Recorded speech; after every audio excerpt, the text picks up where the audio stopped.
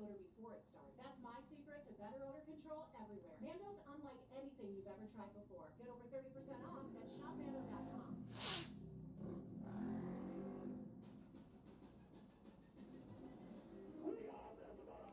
Hello everyone, I am BowserJrXD and welcome to the Explore the Pocono Mountains 225 at Pocono Raceway. Race 19 of 33 for the NASCAR Xfinity Series in 2024. A week ago it was SVG on the streets of Chicago. This week it's Pocono Raceway for the NASCAR Xfinity Series. One of the biggest challenges. So, what was I trying to say? We're at the Tricky Triangle. Yesterday saw a almost rain-shortened truck race. With rain popping out sporadically, but we managed to make it to the end. Just now, we had an Indy next race at Iowa, extent with a long-ass caution due to a wreck and a comp caution.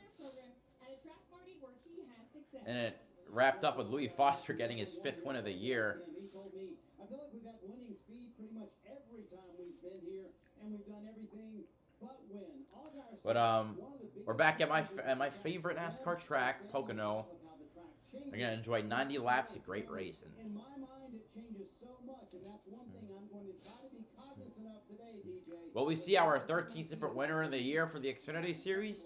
We shall see. Not the qualifying effort that he wanted, but he had to win at Talladega in the playoffs. He's got top 5 in the last 2 races. You know, you can teach drivers a lot of things, but one thing you can't really teach, and that's how to go fast. This young man has that instilled in him. Look for him to come up through the field inside the top 10 for sure today. So DJ, this is honestly a pretty short race filled with strategy. As a driver, how much do you want to be looped in on the strategy plan for the day? Yeah, you know, as a driver, you know it can change, and cautions and certain things can change that. Maybe even the handling of your car. But I want to be filled in before the race starts as to what our plan is. If we have to deviate from that, then you can explain that to me as we go on. So we talked about Austin Hill saving fuel to make it to the end to get the win here last year. How easy or hard is saving fuel here at Pocono? You know, it's easier here because you've got the long straightaway that you can turn the car off and coast a lot, be able to keep up with that. So there are ways to do that. Under green, there's ways to do it also because you can back out early, let your car roll, and so you can save fuel that way. But I heard a lot of drivers that are in championship contention talking about playoff points and maybe not wanting to risk to flip stages, DJ, that they need those playoff points too bad. Well, you better have a car that's really good and can pass. Just waiting for that command. Better be able to put yourself in. We've got 2 Cup Series drivers in today's race, and 3 Truck Series drivers in today's race. 8 different winners. Will it be number 9? Let's get the engines fired here at the Tricky Triangle. Pocono Raceway fans, this is the moment you have all been waiting for.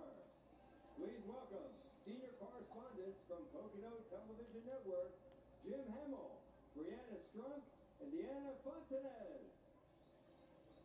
Welcome, race fans! When you're not trackside, please watch Pocono Television Network, streaming live 24/7. We hope you enjoyed today's race, Pocono Mountains 225.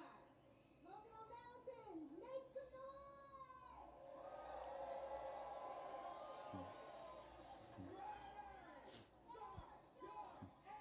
All right, here we go. It's 38 drivers ready to take to the field. There was one car that withdrew, the number 6 of Garrett Smithley for JD Motorsports, making it the first time that JD Motorsports did not enter 2 cars in a race since 2011. Now we got Jeff Burton talking about the track. When you get here to turn 1, over 190 miles per hour. But this in Talladega with 36 degrees of bacon, this is half of that. Way less grip, and it's rough. Look at this racetrack. Cars are bottoming out, tearing the racetrack up. There's a major challenge. Restart's a while. Running a lap by yourself here is wild. Huge challenge. It'll be fun for us to watch. We're going green in a few. Starting 38th, driving to number 35, GreatPoconoHomes.com Chevrolet for Joey Gase Motorsports. 23 years old from Swedesboro, New Jersey. He's making his Xfinity debut, Steven Malozzi. Starting 37th, driving to number 4, Team JDMotorsports.com Chevrolet for JD Motorsports. 19 years old from Colts Neck, New Jersey, Thomas Annunziata. Currently 63rd in points after just a couple starts this year. Starting 36, driving to number 74, 10 Mill Brewing Company Chevrolet for Mike Harmon Racing. 22 years old from Mooresville, North Carolina, Dawson Cram, the lowest starting rookie in the field, yet is no longer declared for Xfinity points. Starting 35th, driving to number 29, Autoparkit.com Ford for RSS Racing. 24 years old from Bakersfield, California, Blaine Perkins, 26th in points. Starting 34th, driving to number 20, Certified Collision Center Toyota for Joe Gibbs Racing. 32 years old from Mayetta, New Jersey, 29th in points, running part-time, Ryan Truex. Starting 33rd, driving to number 28, U.S. Hydrations Ford for RSS Racing. 23 years old from Tucker, Georgia, Kyle Sieg, 24th in points. Starting 32nd, driving to number 07, Camelback Resort Chevrolet. Great place for SS Greenlight Racing. Yes, I've been to Camelback. It's a good resort. 31 years old from Orchard Park, New York. 34th in points, running part-time, Patrick Emmerling. And starting 31st, driving to number 14, Real American Beer Chevrolet for SS Greenlight Racing. 27 years old from Douglasville, Georgia, Truck Series full-timer, Mason Massey. Starting 30th, driving to number 43, Sweetwater Construction Corps Chevrolet for Alpha Prime Racing. 34 years old from Ashburn, Virginia, Ryan Ellis. And he's 23rd in points. Starting 29th, driving to number 92, Rita's Ice Chevrolet. Hold on a minute. Been running fast, crossing county lines just to make my name in the city. I worked for this for all these years and I wouldn't break or back down. I fought through all my fears and all of my frustrations. I see the light, it's getting clear. I know I'm taking it down. Woohoo! Woohoo! It's my time. I'm taking it now. I'm taking it. I'm taking it. I'm taking it now.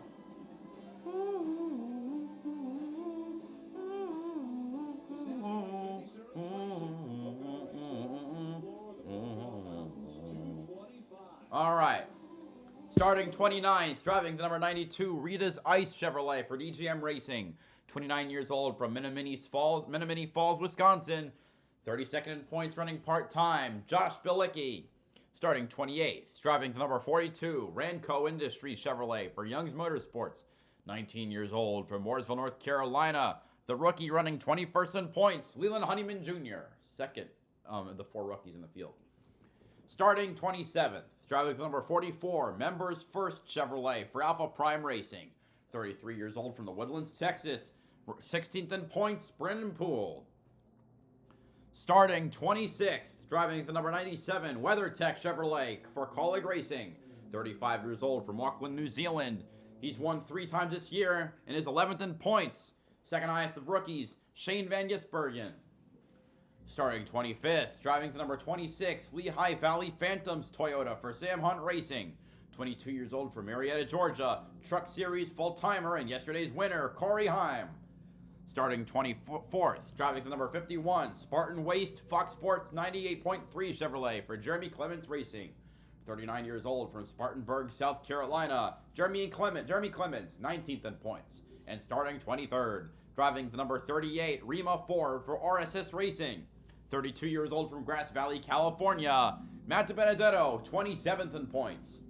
Starting 22nd, driving to number, Malozzi is stopped on track. Starting 11th, driving the number starting 22nd, driving to number 11, Alloy Employer Services Chevrolet for DGM Racing, for Colleague Racing. I am a mess. 30 years old from Port Charlotte, Florida, Josh Williams, 18th in points. Starting 21st, driving to number 91, DriveSmartWarranty.com Chevrolet for DGM Racing. 26 years old from Wentzville, Missouri, Kyle Weatherman. He's 22nd in points. Starting 20th, driving the number 10, Champion Container Chevrolet for Colleague Racing. 20 years old from DeLand, Florida, Truck Series full-timer Daniel Dye, who just hit the top 10 in points. Starting 19th, driving the number 2 Wheeling Chevrolet for Richard Childress Racing. 19 years old from Menlo Park, California.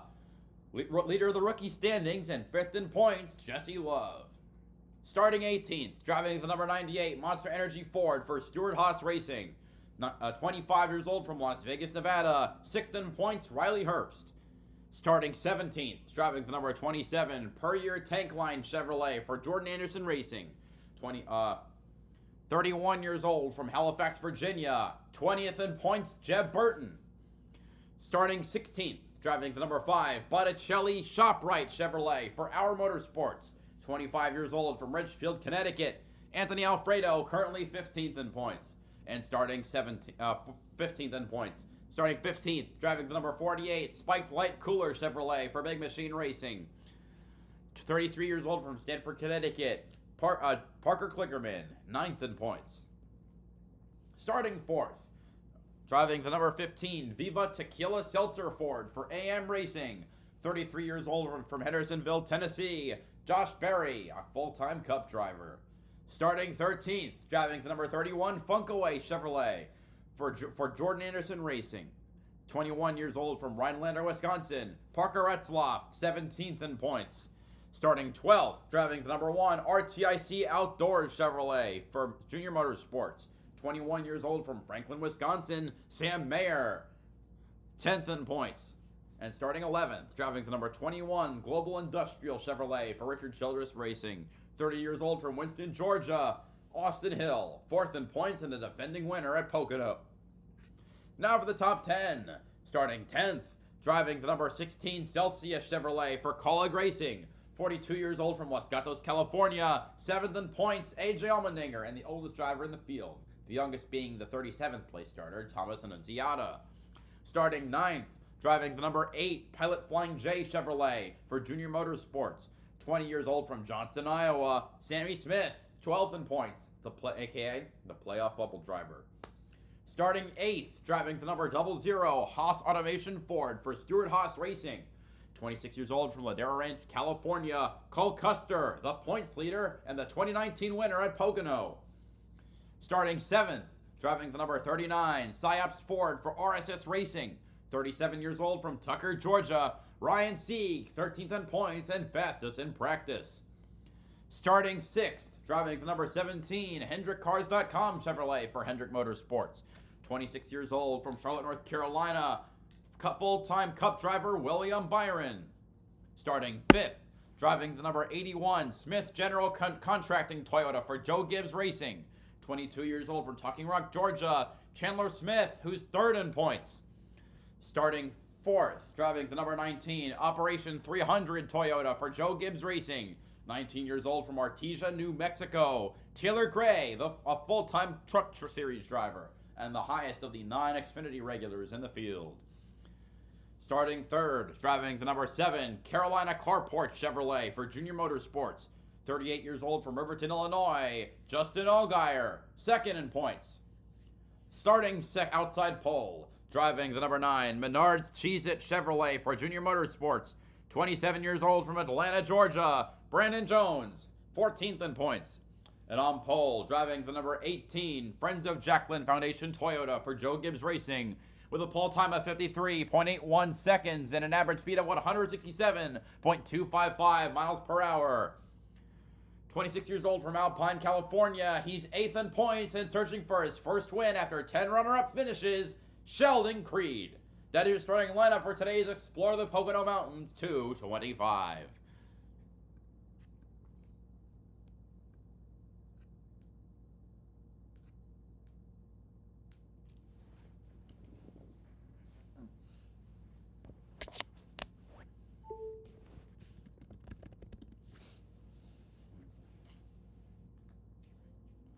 All right.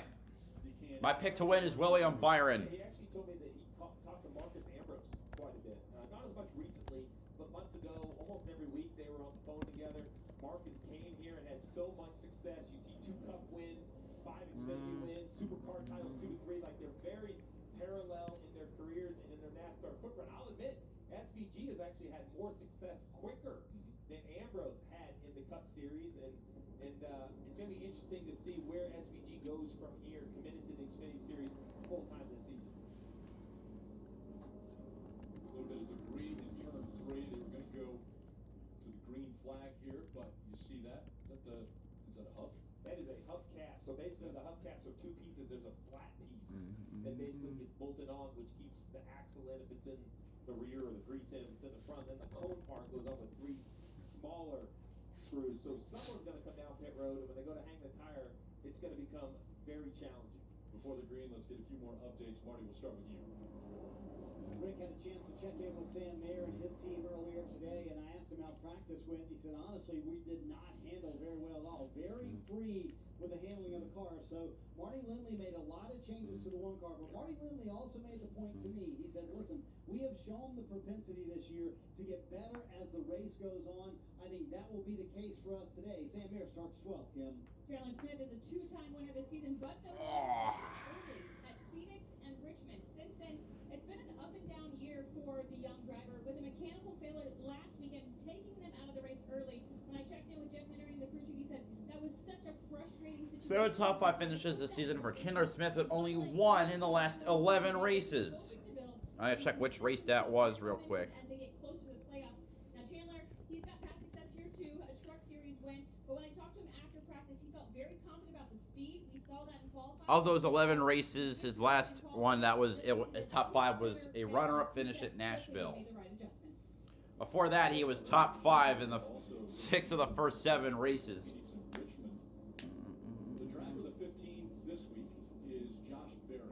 And we heard the announcement from Haley Deegan. She had been in the 15 this season. That driver and owner didn't agree with, the progress that things were going. It was horrendous. There was way. I don't think we've seen the end of Haley Deegan. No, I don't think we've seen that. I think we have, and I hope we have, because she can't waste our time any longer. Go Josh Berry this week. When you look at Ford, who's gone winless so I was much hopeful that this she would year. show some strength. Racing is probably their I thought Vegas was hopeful, but 15 car. And you think, man, how do we improve our program if you're AM racing for the Blue Oval? I was hopeful, but I gave up. Put a cup driver in. They Ford race winless with tons of their experience. 18 races, longest streak to start a season since '89, when it took until the 21st race to win. Ran inside the top 10 at the street course. Now With you Mark have Martin. to have Josh Berry. I think it was at You learn that Bristol. They held the 00 of Cole Custer later down the year. What is he going to tell them about their Xfinity program that they can Going to the tunnel turn. Custer, look at that car because it's starting Ford today. Ryan Sieg up there as well. And still Ford looking for a win in the Xfinity Series in 2024. Let's listen into the 81 little pep talk on the radio. Appreciate you, boys. Got to get out of this little rut that we had from last week. Go try to have a good, solid day. Execute all day on pit road. I'll do my best out here. See where we end up. Feel like we have a decent team for today, so have a good, fun day. Appreciate you. I like a pep talk for the driver. Jeff Burton told us how challenging turn 1 is, 3,500 feet down the front stretch, 3, 4, and 5 wide, and more importantly, driving away from the spotters. So very difficult for the spotter to help you decide if you're clear inside or outside. We've seen 3, 4, even 5 wide as they will fan out onto the front. All right, here we go. It'll be 90 laps around the 2.5-mile triangle. We're green at Pocono.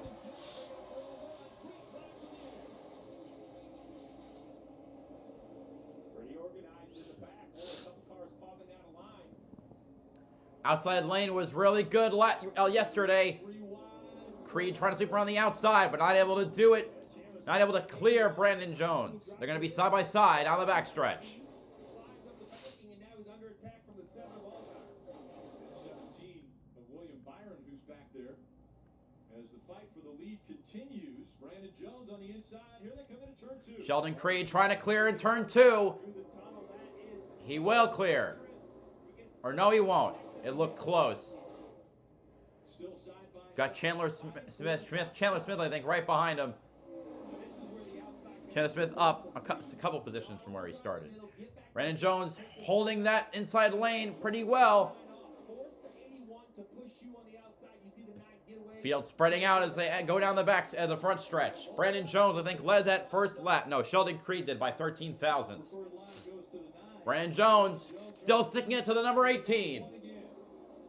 He's got sets of teammates lined up the Joe Gibbs drivers and the Junior Motorsport drivers. But Sheldon Creed will clear off of 1, and Dawson Cram wrecks in the number 74. I believe that's Mike Harmon Racing's first race of the year, and it ends on lap number 2. And let's see if the caution comes out. Doesn't look like he's going to continue to roll. They did. Wait, they didn't call the caution? Still no caution, though. That's in turn. There we go, caution. Caution does come out. Turn 1 here, such a high-speed corner. We have seen some historic accidents in turn 1, Kim. And Dawson Cram came on the radio and said his brake pedal went straight to the floor before that incident. Very scary situation there for Dawson Cram. Great to see the window net come down and him climbing out of that car. On top of the screen, you can see he turns to the bottom. Knows he's carrying way too much speed. Wow, a big impact. And that's why the safer barriers have that foam behind them. And I've mentioned the wrecks. Jeff Gordon had a huge hit down in turn 1.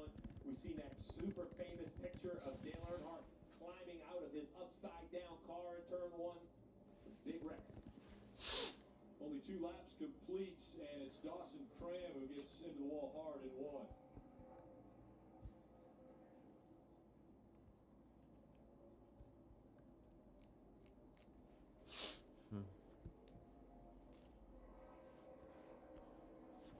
Well, Cram, did he not able to run every race? I mean, he hasn't run any of the road courses.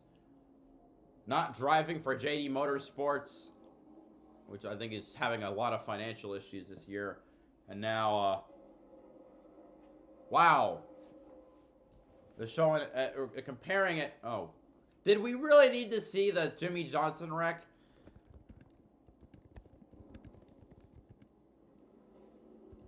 These are all, but they're also showing examples of cars wrecking in the turn 1. So we have, so Jeff Gordon in 06, Jimmy Johnson in 2007. I think we're supposed to be on a commercial. Clean up. When we're young, we're told anything is possible, but only a few of us go out and prove it.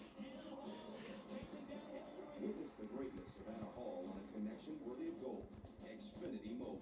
Only Xfinity gives you the most powerful mobile Wi-Fi network with speeds up to a gig in millions of locations. And right now, Xfinity Internet customers can buy 1 unlimited line and get 1 free for a year. Get the fastest connection to Paris with Xfinity. Pepsi Pineapple is back and only available at Little Caesars. That sounds delicious. Watch me, boys.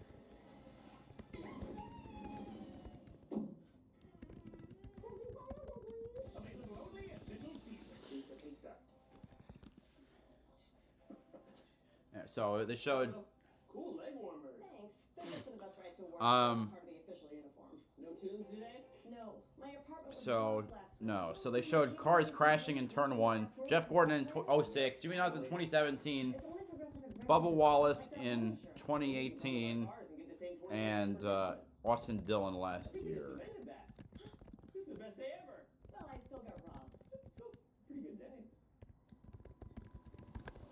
If this is your idea of waiting right,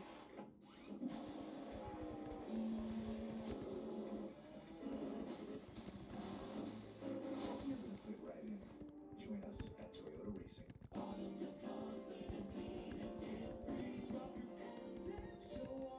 Oh, this stupid ass commercial. It's so disturbing. I can't even look at that. I was at the Pocono race the last 2 years for Cup. I won't be this year.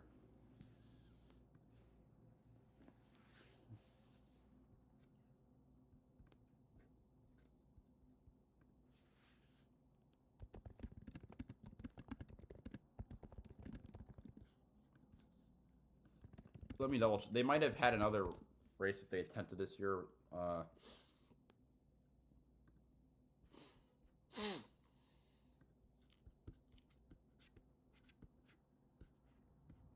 No, this was their first start of the year.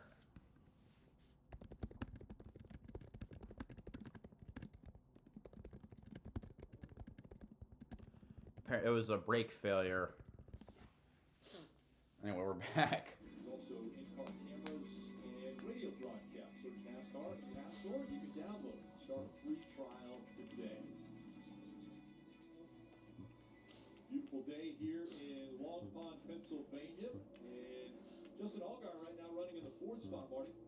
Felt like he didn't get as good of a start to the race as he would have liked, Rick. But then he noticed how Chandler Smith drove it so deep into turn one. Here was his comments. Listen in. I don't know, dude. This 81 shifted down into one. I couldn't put both feet on the brakes, stopped as hard as he did right there. So definitely something to look at there. So, Steve, how much do you want your driver kind of commenting on other cars and what they're able to do versus what you're able to do in your race car, and just going back and studying that during the week? Well, I like it because when Allgaier gets back to work, he's going to forget that moment, right? So tell me what you saw when you saw it. We'll make notes. We'll look into it. We'll try to see if there's an advantage there. You know, you can't take it personal. He's just telling you what that car's doing that your car won't do. That's how you improve. And I agree with Allgaier. I know the move he's talking about. That move into turn one. The 81 was carrying a lot of speed. He needed both lanes to make the corner, Rick, but it was a successful pass.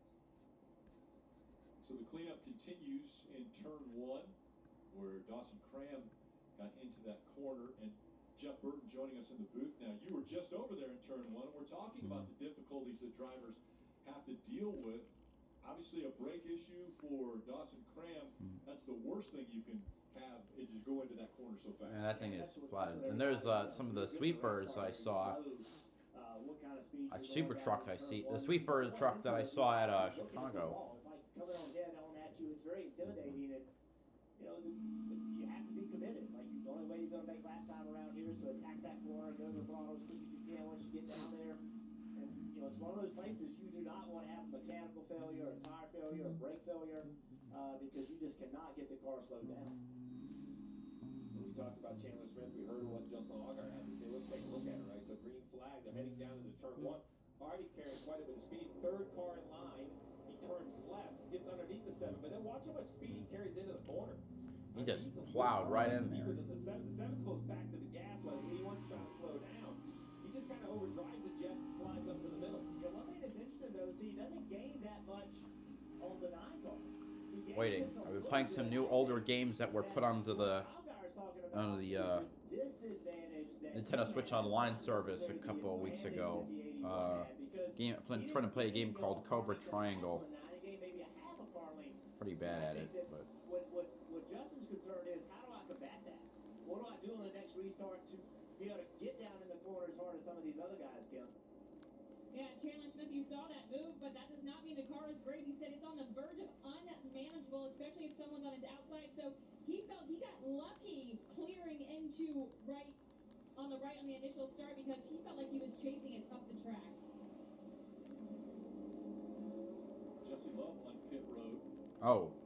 It was running 25th, so it didn't give up a whole lot of track position. You know, he had to start at the back because of adjustments. So we saw him jack it up and look under the back of the car. Not sure what it could be. This is one of those tracks where you don't really want to open as many ducts as possible, so you get really efficient on your rear end cooling and some other things. So maybe they're just checking on things, putting a little bit of fuel in the car. The 2, the 15, the 19, and the 20 all had to go to the rear because of adjustments, and the 44 went to the rear because of an inspection failure. You had to do a pass-through once we did get the green earlier. Well, that 19, too, of Gray is already up 11 spots. Today's aerial coverage brought to you by Shady Rays. Beautiful site. Sunglasses. 3,700 campsites, all sold out in the infield. And, you know, Rick, when awesome. you go to Talladega for the first time, they kind of go, my goodness, it's big. They have the same opinion here. I just don't know, you know, we can't really do it justice just how big this facility is when you get here in person. I mean, from where we stand, it's freaking huge. I've been there. Such Like I said, I've been here twice for races, and I've been there for taking a lap around the track. It is an incredible facility.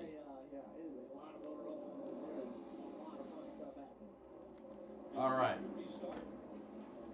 After spending 5 laps under caution, we're gonna go green again on lap number 7. And watch that 17 of William Byron. He was in that same position Chandler Smith was in. I think that's the first car you're going to see pop out of line.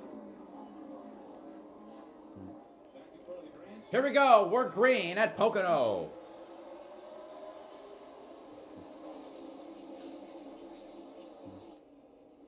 cars trying to dip out of line. It's William Byron trying to go on Cole Custer. Sheldon Creed holding on to the lead. Had to catch it, and here comes the 9 again. Nope. Sheldon Creed's going to clear this time. Brandon Jones might lose second place to Chandler Smith. Justin Allgaier on the high side trying to get by his teammate for third. The battle behind them. It's 3 wide. Here comes Jesse. No, it's Austin Hill. He's going to go up to 6th place.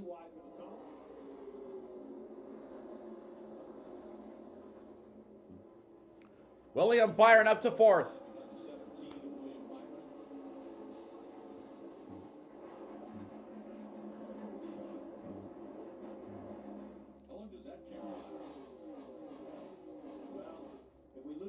Drivers fanning out all over the front stretch. And Cole Custer getting a push from Ryan Sieg, trying to get by Austin Hill. They're both past him. That's now for 6th and 7th. The front straightaway just pushed him straight line at 21 uphill. Jeff, I think this is a track where you can't take every run. Sometimes, if it's a little too late, you just have to push the car in front of you and try to gap. As you see, Allgaier gets a really nice run. He's going to take a look on the 81. Yeah, that was a situation where Chandler Smith kind of got held up by Creed. Actually had a better exit than Creed, but couldn't do anything with it. Had to check up a little bit, and that allowed Allgaier to get that position. That's kind of what you talked about, Steve. Not that Chandler did anything wrong in that situation, but it's such a momentum-based racetrack. The 39 to Seed going the wrong way at the bottom of the screen. Off the pace just a bit, but gains it back as he chases after the 16 of A.J. Allmendinger. Justin Allgaier was able to get around Chandler Smith. Here he goes now for the lead. It's 3 wide, farther back in the pack between Brandon Jones, Sammy Fifth, Ryan Sieg. Allgaier now up front at Pocono, but can he clear Chandler Smith? No, yes he does, just barely. I think the 81 had to let go of the gas, but that number 81 Toyota is definitely one of the fastest cars. Josh Berry now on pit road with a problem. Oh. Oh, no, 15 of Josh Berry in. Tires. Looks a bit off the schedule. Right side tires look rough. Let's take the left side tires. I don't know if he has a flat or what's happened. Doesn't want to lose. So Josh Bilicki is also on pit road. What on earth is... Okay, AM Racing. That team is a clown show. That smaller teams just need to work on for execution. You have to be ready all the time. He's going to lose a lap as the 9 continues to go backwards. And struggling in He's is he have a flat tire? He looks like he's coming pit road now. Yeah, I think he has the tire down on this car. At least it's driving like it. A disappointing start to this race. Brandon Jones with really good qualifying effort. The race started, he looked good. And coming to you, Kim. Yeah, had a rear tire gonna go down. They are gonna change all 4 on this, and such a blow to the William Byron. Gonna try and get past Sheldon Creed. Cole Custer's caught up to the battle for 3rd as well. And our total turns side by side, and Byron pulls ahead. Sheldon Creed gonna try and pull back to the inside. The crossover move. Here comes Cole Custer out on the inside. As they battle for 3rd, he's gonna get it. And here comes Allmendinger trying to follow the tire tracks of the 00. What the? Well, that was weird. Allgaier is going to go right by him before Brandon Jones can even get off of Custer to 3rd. Chandler Smith about 3 car lengths behind him. Cole Custer, Creed, and Byron the top 5. Creed not letting Byron by for 4th. Going by the 16 of Allmendinger. And we're already halfway through the stage. I mean, this is happening in a blink. Working together there as we see Austin Hill pushing Byron past even further. Creed back to 6th place. Pushing a little further into the corner than William wanted. You saw the back of the car jumping around. Creed going the wrong way. Was not the start of the race he wanted either. Several of the cars that we just thought had so much speed and practice. Ryan Sieg, he's back to 10th. We thought he would be going towards the front. Several of them struggling. Sliding the front so bad. That's the radio of the 18. So he's tight. Here's the 9. Allmendinger by Creed now for 6th. So the pole sitter back to 7th place. And the outside pole sitter a lap down. Down again in the stage. He was lap back. Currently it's Jones and Berry. now Creed under attack Yeah, almost got. Yeah, Byron almost got spun. It was a tap on the left rear quarter panel. Still out front, Allgaier, being chased by Chandler Smith, Custer, Byron, and Hill all in the top 5. Okay, ideas. Where are we going? I got one.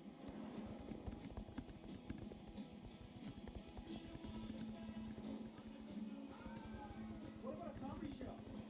I've seen you, I've swiped on you. No. Oh, I got an idea. I feel hungry. Let's go. Whatever your vibe, Family tacos. find it in the all-new, all-hybrid Camry. Toyota, let's go places. Everywhere but the seat. The seat is leather. No, we get it. You love your bike. We do too. That's why we're America's #1 motorcycle insurer. But do you have to wedge it into everything? What? Don't do that. This reminds me of my bike. The wolf was about the size of my new motorcycle. Have you seen it, by the way? Happy birthday, Grandma! Really? Look how the brushstrokes follow the line of the gas tank. Hey! Brother +1. Jamie. This will be a gold mine of love wins. So tell us about. Anyway,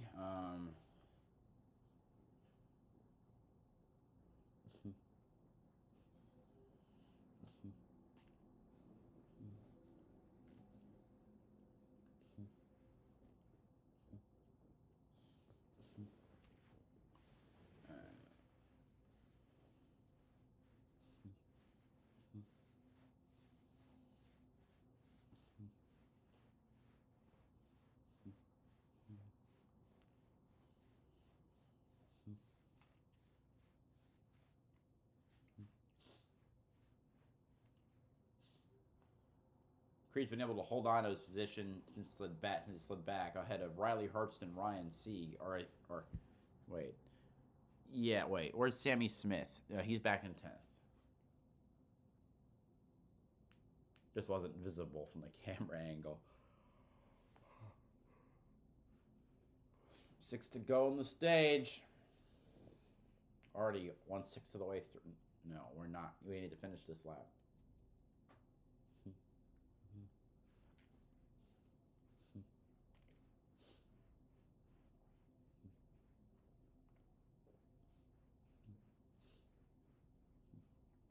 Riley Herbst down to the inside of Sheldon Creed for 7th.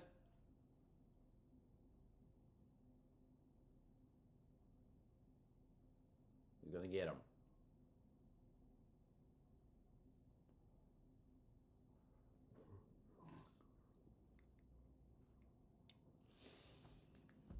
And Ryan Sieg trying to make the same move as they go to the entrance of turn 3.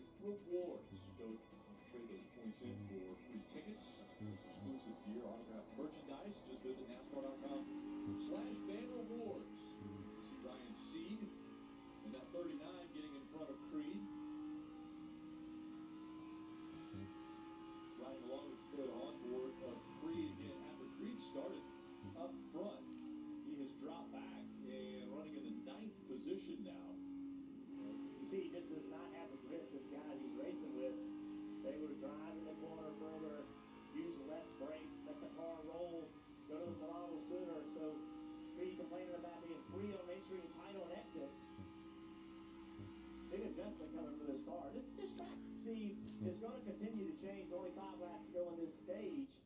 It will continue to change throughout the day. And I think that's why we're seeing such a shift from practice. First cars on the track today. It was cooler this morning.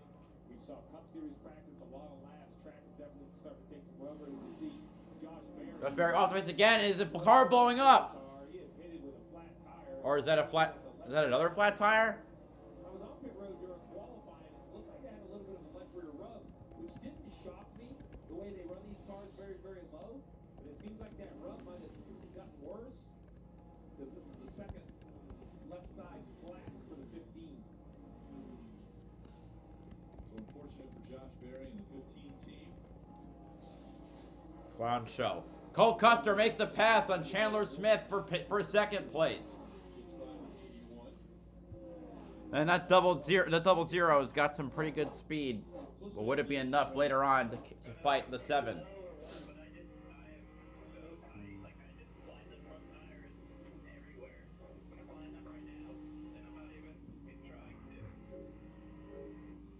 brakes are too low. What he's saying is not balanced, not like the front tires, you know, we need to take wedge out or something. He's wondering if it's just on the splitter.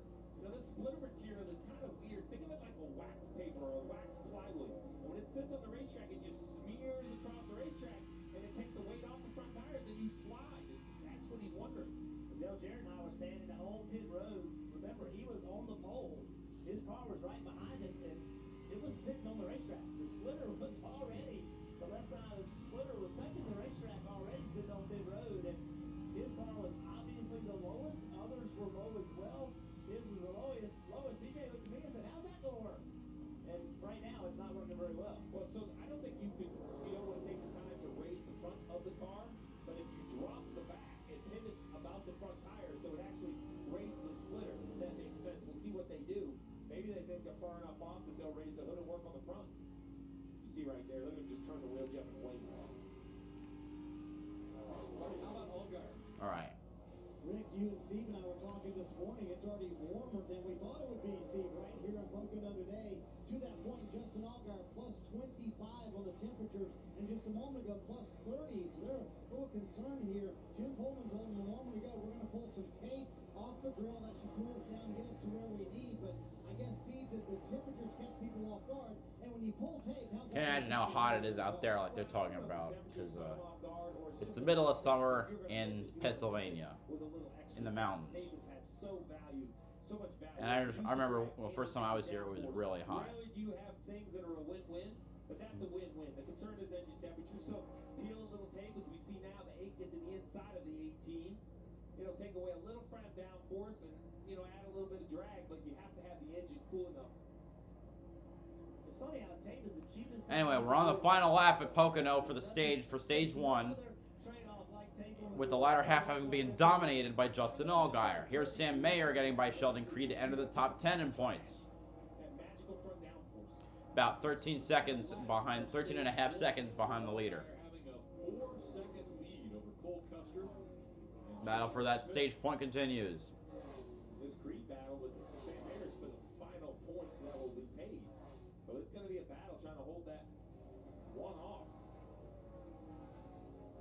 Top of your screen is 7 of Allgaier. He'll make his way through turn 3 for the final time here in stage 1. Here he comes now at a turn 4, green and checkered flag time. Justin Allgaier wins stage 1. Stage win this season, more than double any other driver, and that's his 4th Pocono. Second to Cole Custer. Third, Chandler Smith. William Byron 4th. Adriel Menninger 5th. 6th goes to Austin Hill. Riley Herbst 7th. Ryan Sieg 8th. Sammy Smith in 9th. And Sheldon Creed in 10th. Got another 70 laps to go.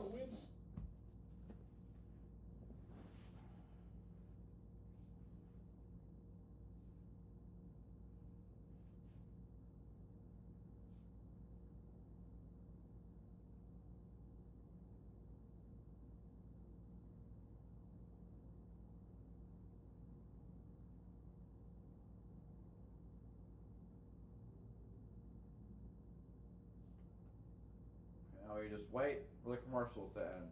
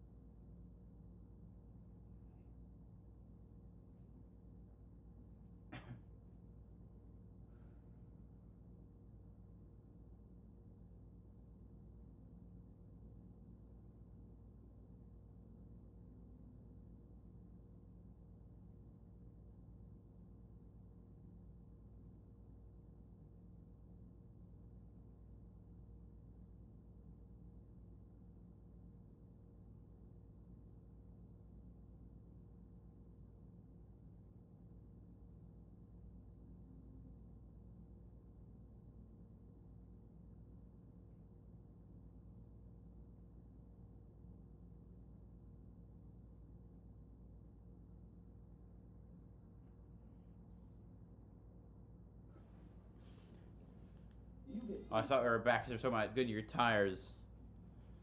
They had the rain tires last week. They worked.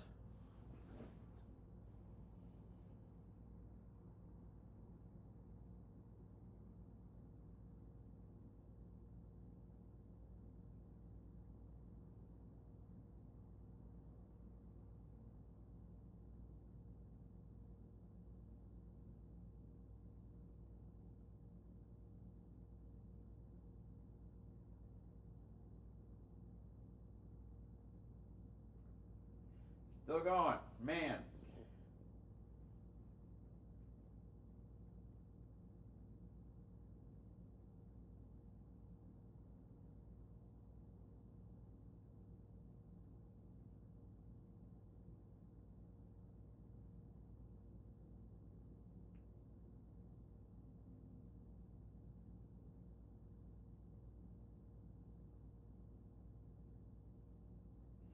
And we're back.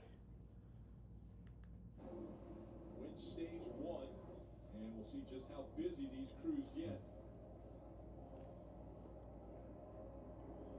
Brandon Jones will get the free pass. He was 35th, then the first car a lap down as they come to you now, Kim. And snug is the word from Cole Custer, top left. Jonathan Tony, the crew chief, going to free him up just a little bit with some air pressure and chassis. All right, let's see who wins the race off pit road.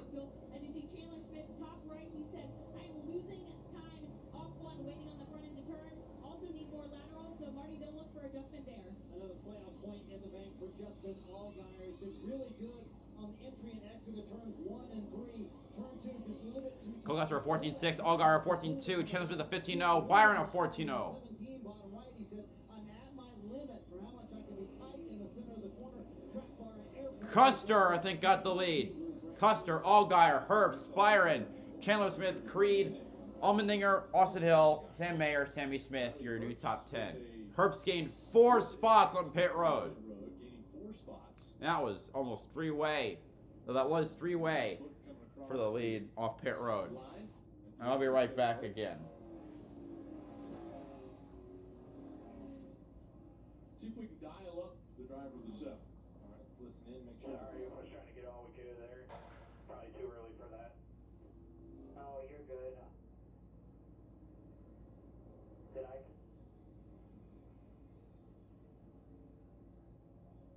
Wiggle your wires again. I didn't get the guy in the 42 box, did I?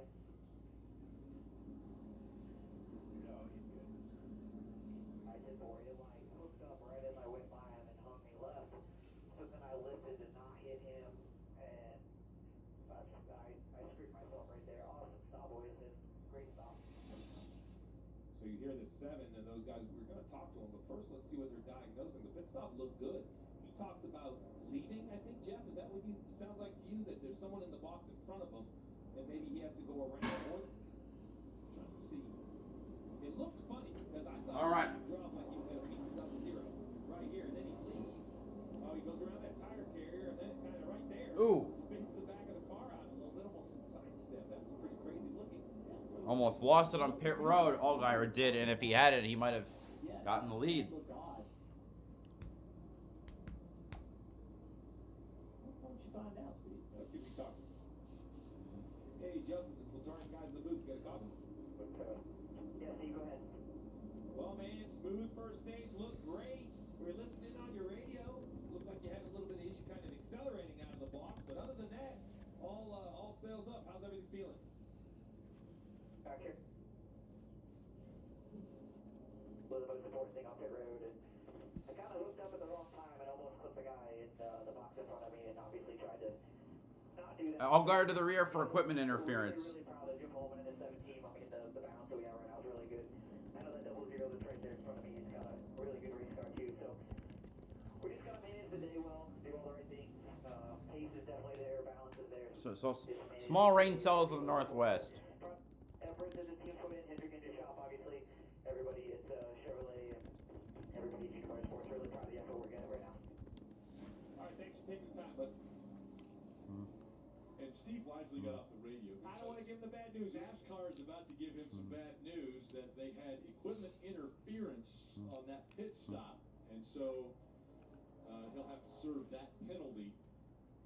I've heard of being Rick Allen, which is, you know, Rick calls somebody's going to win and they have a tire failure. This is the first Steve Letarte. It's the first time. I'm a little surprised Steve didn't tell him. All right, so I think we have a look at exactly what happened. So equipment interference means that your tire has basically interfered with others. I think this is a bit of a tough call for the 7 of Justin Allgaier. Take a look at this right front tire right here. Okay. So when it goes back to the wall, it's not. Remember, it used to have uncontrolled tires, all those things. It went into another this situation, pit box. It rolls into the other pit box. I don't believe. Well, if we back that up one time, I was looking at the gas man. So I can make an argument that it didn't involve the gas man, but if you watch this tire changer right here, jump down, watch what he has to do. He has to change his track to the car because of that tire. He has, you know, it's in their box. So while I don't think it dramatically interfered, It's still at. you don't get to pick. There's no gray. These are really. There's not really a gray area, I guess.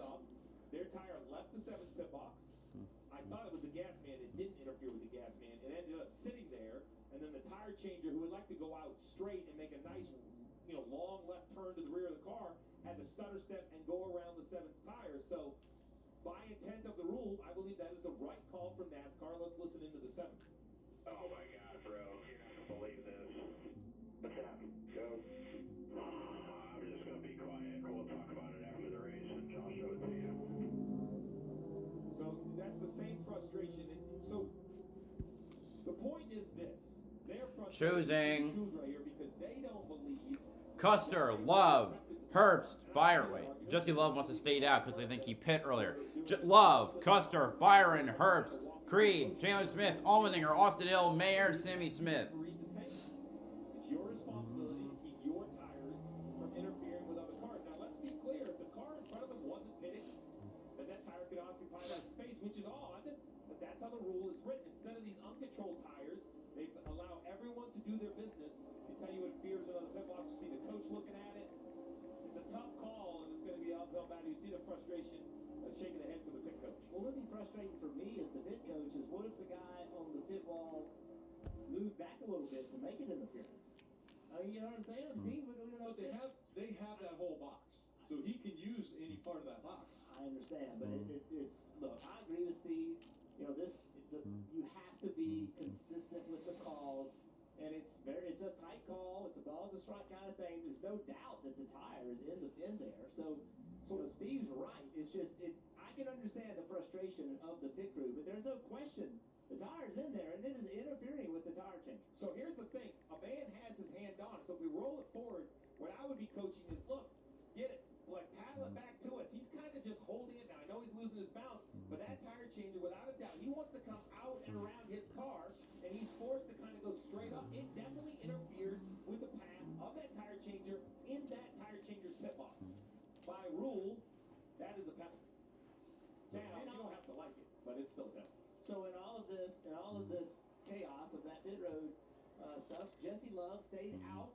So he is leading this race. Remember, he was on pit road at the caution before the stage in. It got some fuel.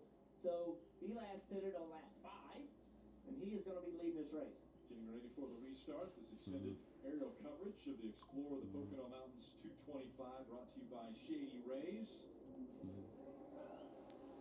Jesse Love. Here we go. We're green again at Pocono.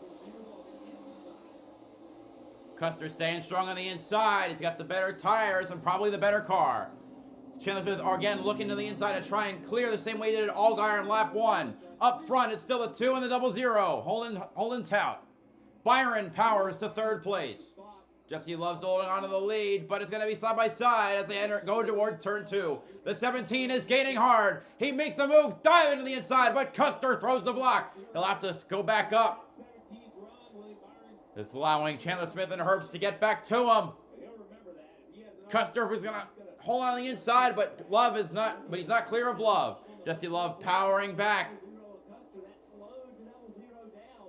Chandler Smith trying to get by Herbst. He's going to get there this time, and he's also going to get... Oh, the 17 gets way high. Oh, he hits the wall. William Byron hits the wall. Flat. Come on, man. He was my pick to win.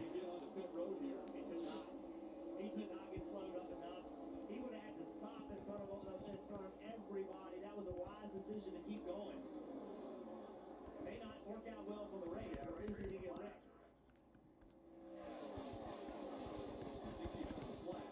course. Freaking course. So out front is Custer, then Jesse Love, Chandler Smith, Riley Herbst, Austin Hill, Sheldon Creed's made his way back up to 6th, Sam Mayer 7th, Allmendinger, Sammy Smith, and Taylor Gray are the top 10. Caution. For what?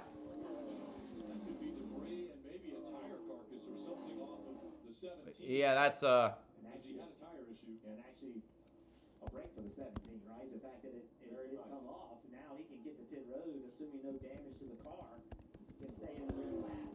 Steve, this is the 3rd car we have seen with a tire puncture. all right. While this is going on, IndyCar qualifying is now. Well, I'm gonna watch that on Peacock, but the way it works is that each I'm gonna try to say each car runs 2 laps, and your average speed is your and they take the average of your 2 laps. If I'm stumbling over myself. The way IndyCar qualifying works, you run 2 laps, and your qualifying speed is the average of the 2 laps. Fastest car gets the pole. No groups or whatnot. It's just speed. Alex Palou remains the championship leader with a healthy 48-point advantage. And pretty cool in the top 3 there. You've got Chip Ganassi racing with Palou, Team Penske, of course, with Will Power, and then Arrow McLaren with Pato O'Ward. So 3 different teams leading the championship. And last week at Mid-Ohio, Pato O'Ward pulled off what everybody thought was the impossible, beating Alex Palou in the closing laps. They did it on pit lane with a quicker stop in the box, and Pato O'Ward didn't look back. And as we come here to Iowa, a track where Newgarden's been so dominant, I looked at Pato. Newgarden has won 5 of the last 7 races here. Only other drivers to have won in that time period were Pato O'Ward and Simon Pagenaud. Presents us with once again. Well, this is the 3rd year in a row that Hy-Vee has really turned it on with A-list acts. And look at how we're going to get it going today. So after qualifying is the Luke Combs concert. And then we have race 1. That's 8 Eastern, 7 p.m. local time. And then another Grammy Award nominated artist in Eric Church. The Chief is here. And that's at 10:30 p.m. Eastern. So much going on tomorrow. Kelsey Ballerini and Post Malone will close it out as well. So it's going to be just an awesome weekend. The temporary grandstands are here and the corporate suites and just everything that we've come to love from the previous 2 years. Hy-Vee's done it again. Well, and more speed. I mean, in practice yesterday, 185, almost 186 mile an hour average speed on a track that's less than a mile long. That's about 4 miles an hour quicker than last year's pole time, James. They're flying through the corners with that new paved section. Love newly paved racetracks when it comes to outright speed. We've seen it at a couple different road courses over the last 2 seasons. Jack Harvey's engine is running.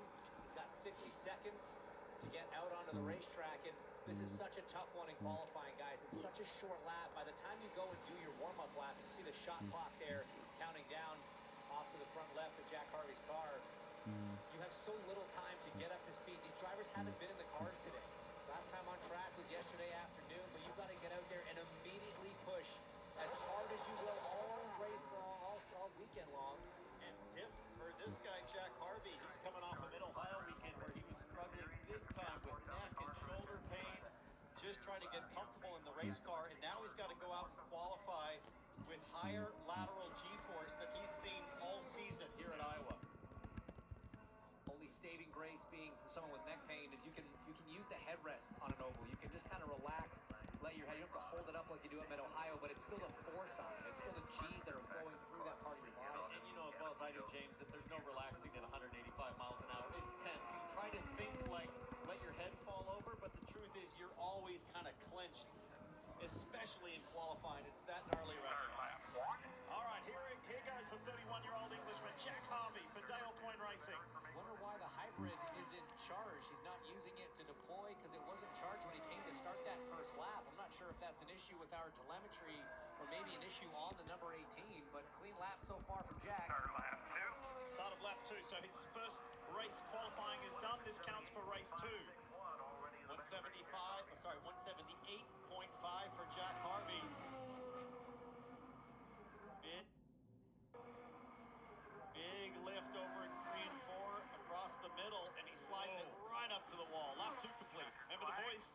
that it's fast. There you go. 180.36. 27 cars qualified. Jack Harvey from Dale Point. Oh wait, so I guess I was wrong. The way they're doing it is your first lap is your qualifying speed for lap 1. So I got it mixed up. So the way they're doing it, your first lap is your qualifying speed for race 1. Your second lap is your qualifying speed for race 2. Continue to work on neck and shoulder soreness in advance of the 250 laps he'll face tonight.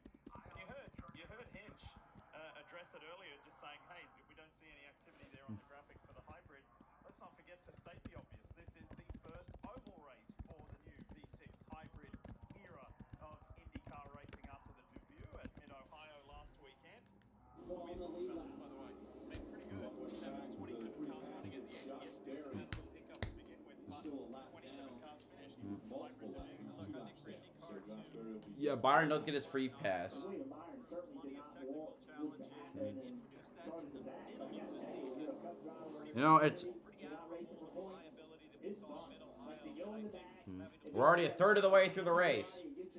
Well, we will be once we finish this lap. You're here to have a good time. You're here to learn a little bit something about the racetrack, but it's not the end of the day for those guys. It wouldn't surprise me one bit for them to pop up late in the race. They're running in reverse owner points. Celsius on board. We've got Chevy Creed, Toyota on board. Getting ready for the restart here. At this time, Will Custer will be the notes here on the outside. Jesse Love will be on the inside. 2. Race really hasn't had a rhythm to it. We had that long run.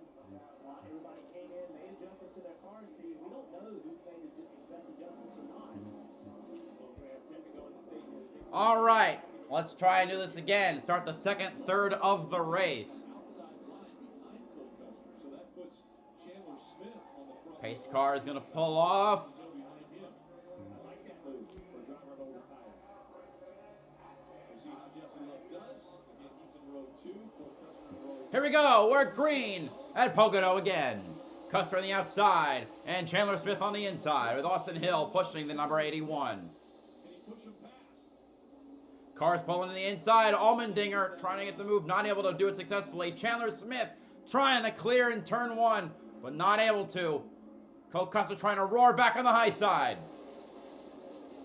Custer fighting back on the outside. They're side by side.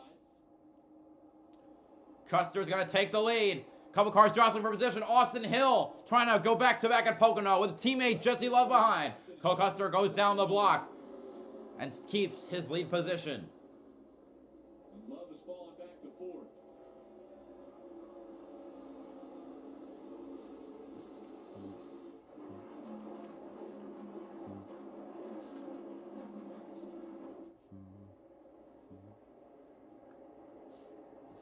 Allmendinger right here underneath the 2 is Jesse Love.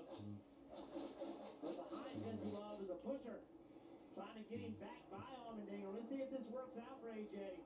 You talked about it, Steve. Sometimes taking a pass here, attempting a pass, isn't the right thing to do because you lose momentum. That's a good example of it right there.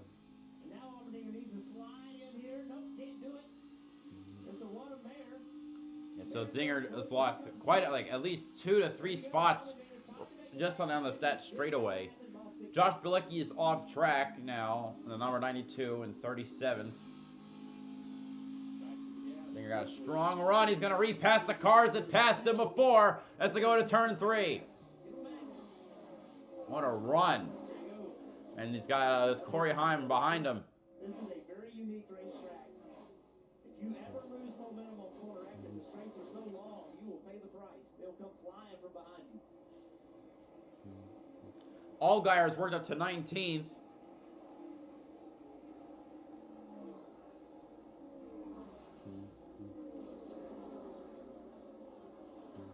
Side by side through turn 1.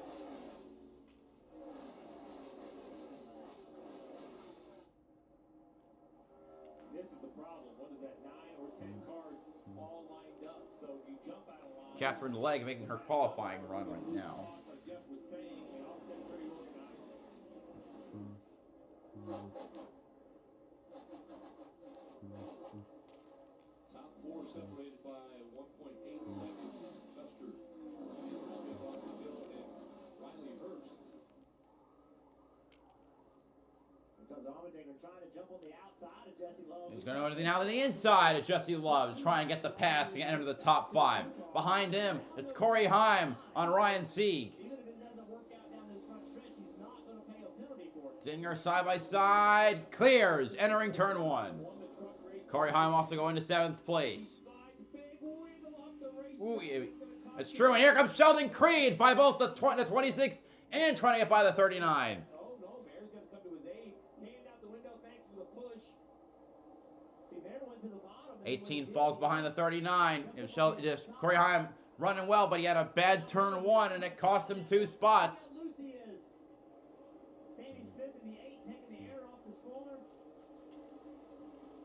Now, in my opinion, Sammy's in the preferred spot. That 8 car should be able to roll the middle of the corner. Allgaier up to 16th, Byron up to 23rd. This long straightaway. Josh Williams 21st. A lot of momentum lost for the 11 car. Hasn't been a great year for Josh Williams, and today is basically indicative of that. He's in 15th. Yeah, big moment. Nice job by the 26 to even save the race car. And you see it right there in one shot, 12, 14 race cars. The 7, as you mentioned, making a move already. That's him. First car out of line, kind of at the right side of your screen. Allgaier continues to recover from that penalty. He just passed 2 cars, both Josh Williams and Ryan Truex. Truex had to start at the back just because he qualified like crap.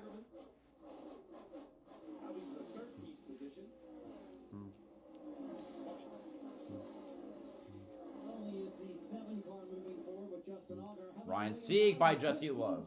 Since the restart, he has said 0 about the car. Trey Poole, who was actually Chase Elliott's spotter, And Byron to 18th now, working on 17th.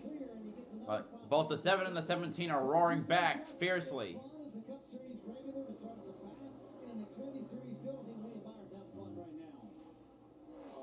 That's some of the best fun you ever had.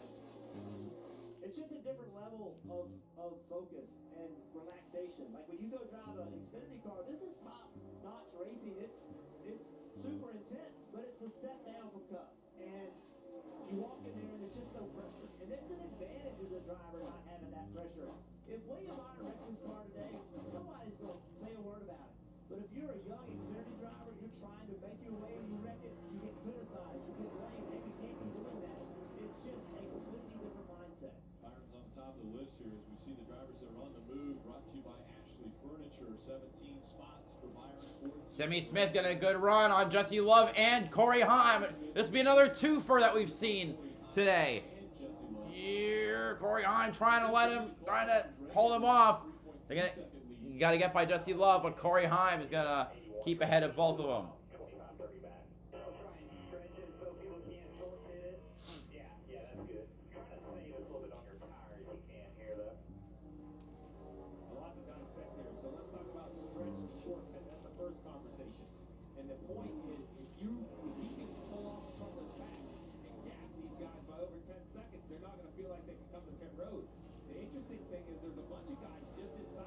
Cole Custer has led the second most laps this year, but hasn't won a race.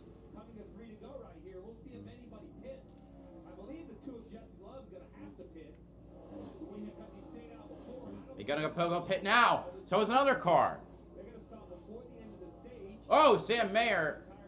One of them might have sped. Perfect pit stops. It's very close. If they don't get it perfect here, Kim, they could get lapped.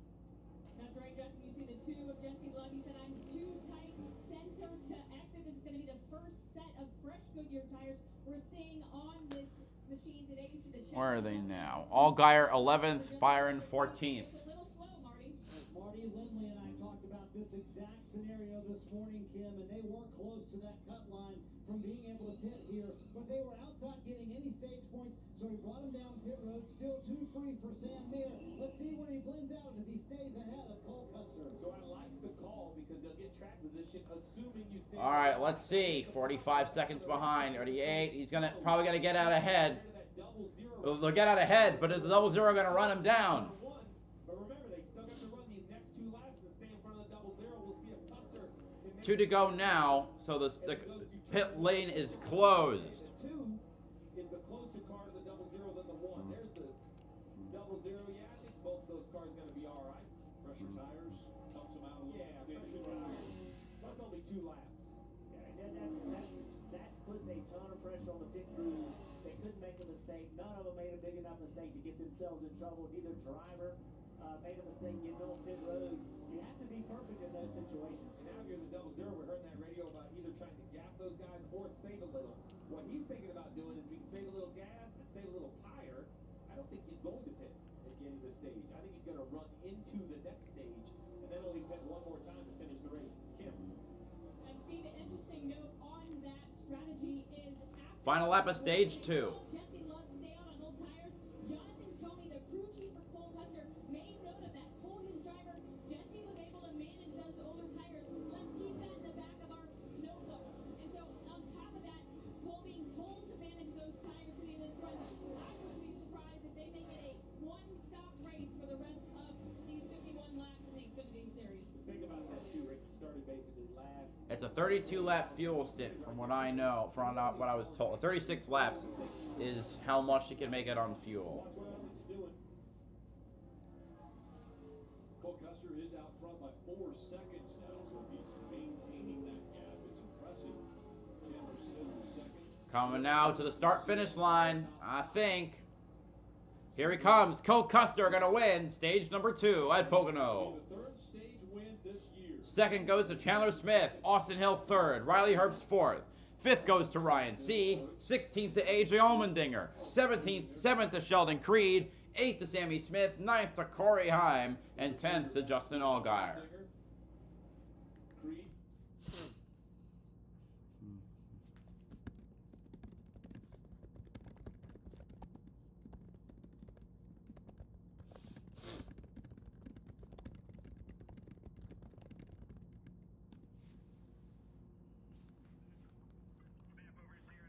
Looking at Iowa. Oh, jeez.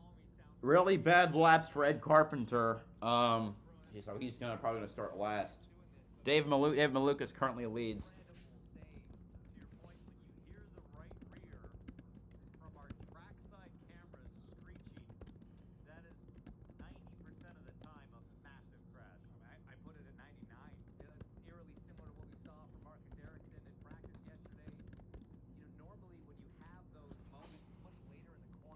Watch it here. This is coming off of 2.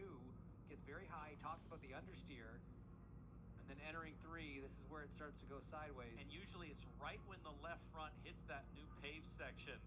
And it sort of weight jacks you because you enter that new pavement diagonally. Canapino on pit. So Dave Malukas leads, then Jack Harvey, then Stingray Robb, then Ed Carpenter, then Kiffin Simpson, and then Jack Harvey.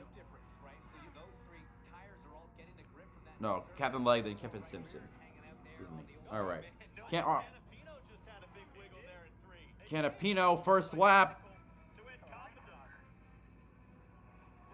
2nd fastest, 183 miles per hour. Now for lap number 2.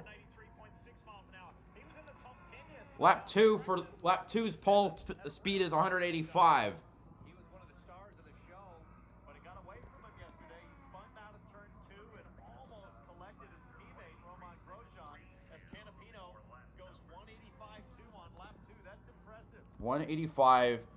.2.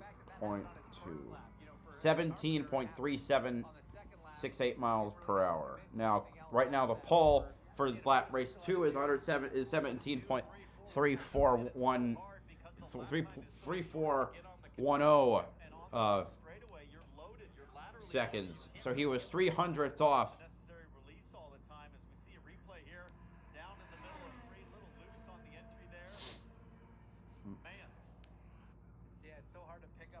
So lap 1's pole time is 184.151, 17.476, 17.4770. That's the nearest 10,000th of a second.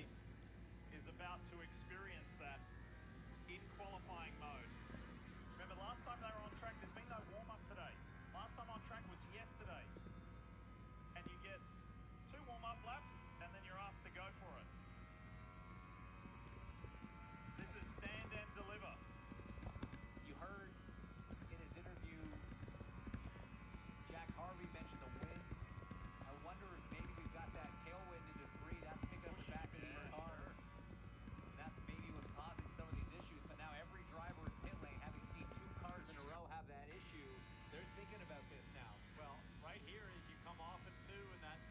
All right. Pietro Fittipaldi is now on track as pit stop's going off. Turn 90 degrees, now you're picking up a crosswind across the left side of the car, which pushes you at the exit of 4. Let's do the second lap. Fittipaldi third fastest for his first lap, 17.5272 seconds. 1800ths off. Cole Custer a 15.4. Lap 2 for Fittipaldi, 183.561. 17.5331. Almost 2/10 off. Chandler Smith a 14.4. Austin a 13.2. Riley Herbst a 15.4.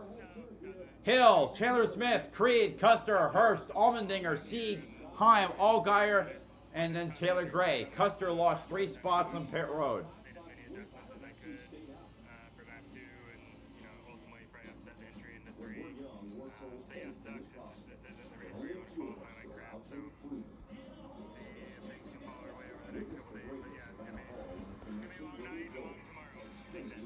Only Xfinity gives you the most powerful mobile Wi-Fi network with speeds up to a gig in millions of locations. And right now, Xfinity Internet customers can buy one unlimited line and get one free for a year. Get the fastest connection to Paris with Xfinity. Some things just don't work, like the 2x2x2 at IHOP. 2 eggs your way, 2 bacon strips, and 2 bundle cakes. Next up is Rinus VK, the 9th driver to make time.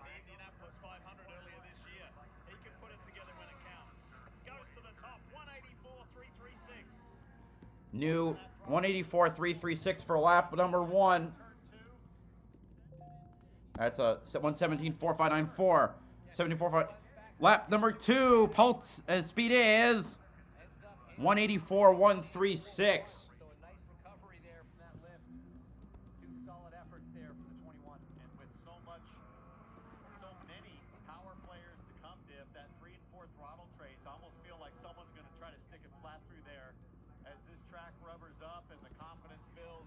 So Rinus VK fastest lap number 1 at a 17.4594. David Lucas's 17.3410 is still the fastest lap for overall.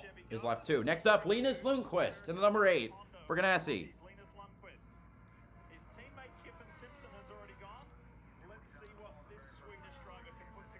Yeah, Kiffin Simpson was the first Ganassi car to make time, and it was not a good time.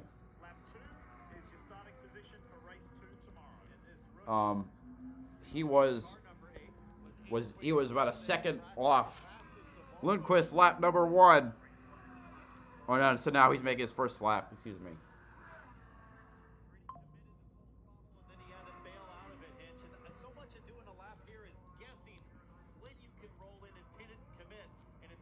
Lundqvist first lap. New fastest 184.659. Fastest for lap 1. That's a 117.4289. Lap number 2 for Lundqvist.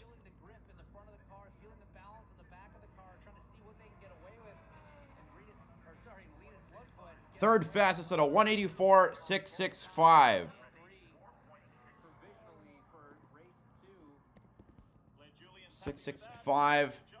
That's 800ths off the fastest time.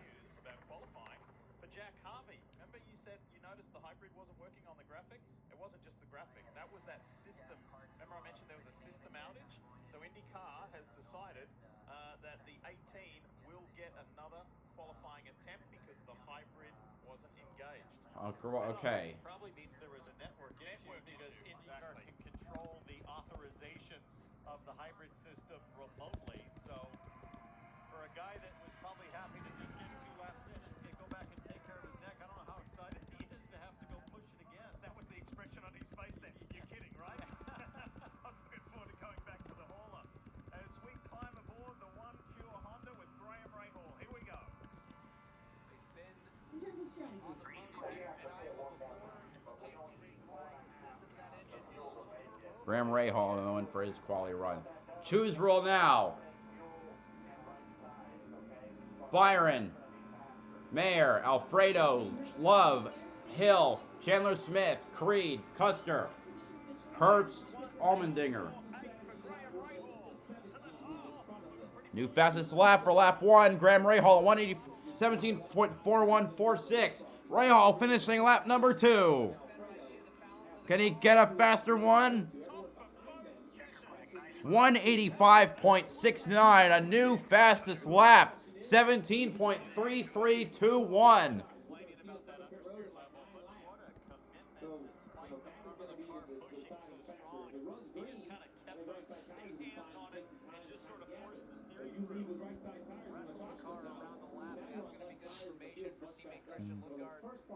Coming up here in a few cars. You can adjust a few things while you're in line, things like freeway angle and tire pressures. Next up is Nolan Siegel.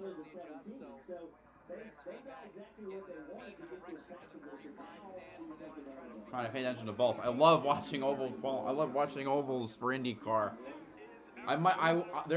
When IndyCar has its last race of the year, I probably will sacrifice the Watkins Glen stream for Nashville. It's too good to avoid.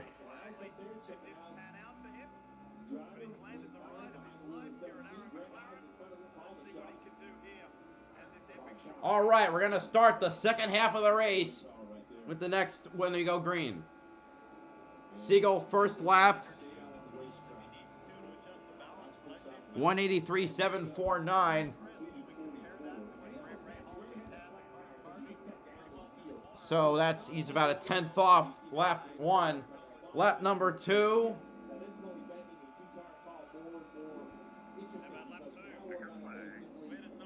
185.014, about 600ths off lap number 2. That puts him 4th fastest for race 1.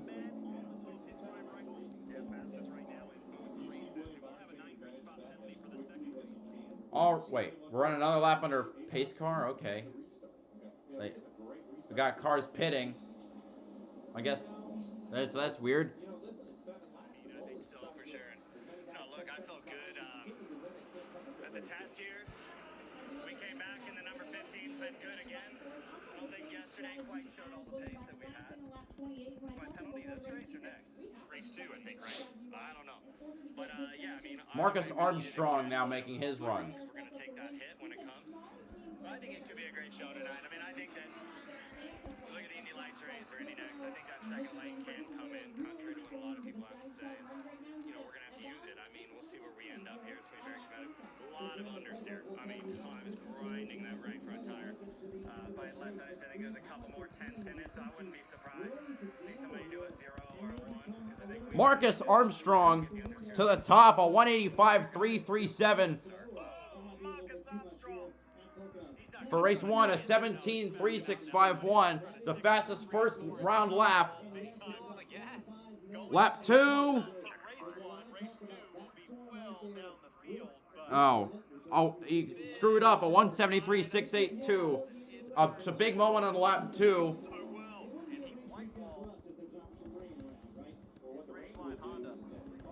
Oh yeah, he smacked the wall coming out of 2.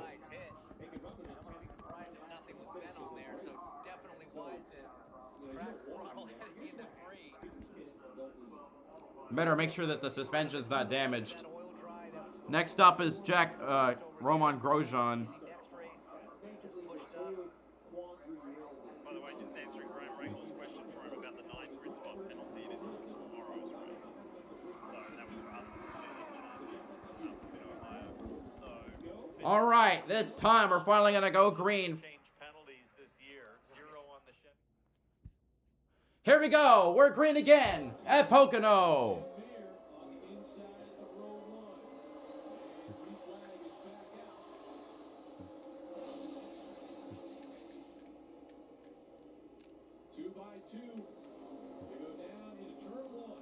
Byron Mayer, who's going to take the lead entering turn 1.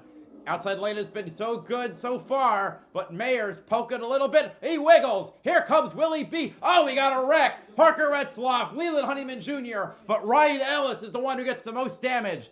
The left front side of the car destroyed. The wheel exposed. The lettering off. Brendan Poole also with damage. A front left flat tire.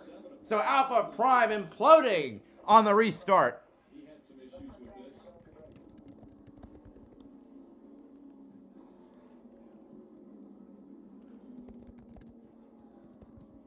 We talk about the restarts and how aggressive you have to be. And of course, the rain coming, that makes you have to be that much more aggressive. Oh yeah, we got rain on the horizon. Yeah, that's problematic. Jeff Burton the 27, the 11, but Williams underneath him, and then, you know, the 3 wide, 4 wide, going into the corner. Contact with Retzloff got loose and he hit all 3 other cars that were involved. So 42 of Leland Honeyman also collected in that, the 19-year-old. It's been that type of year for the 31 of Parker Retzloff. Just, you...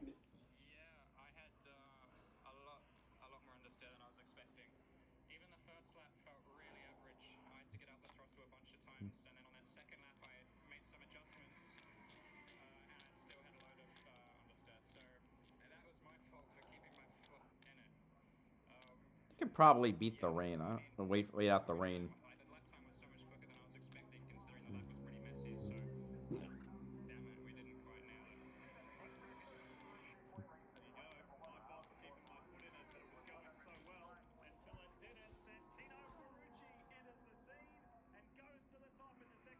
I didn't even see what his first lap was. Lap number 2 is Ferrucci get sweep for both. No, screwed up his second lap. The first lap was an 85.405. Oh, that's 17.3588. His second lap, a 181.408. 3.5 tenths. 4.5 tenths. Excuse me, 4 tenths off lap number 2's top speed.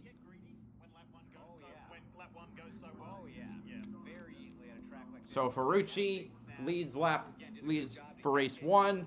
Rahal leads for race 2. Half the field is at a time, that's with Jack Harvey's time being removed. Now we have Marcus Ericsson.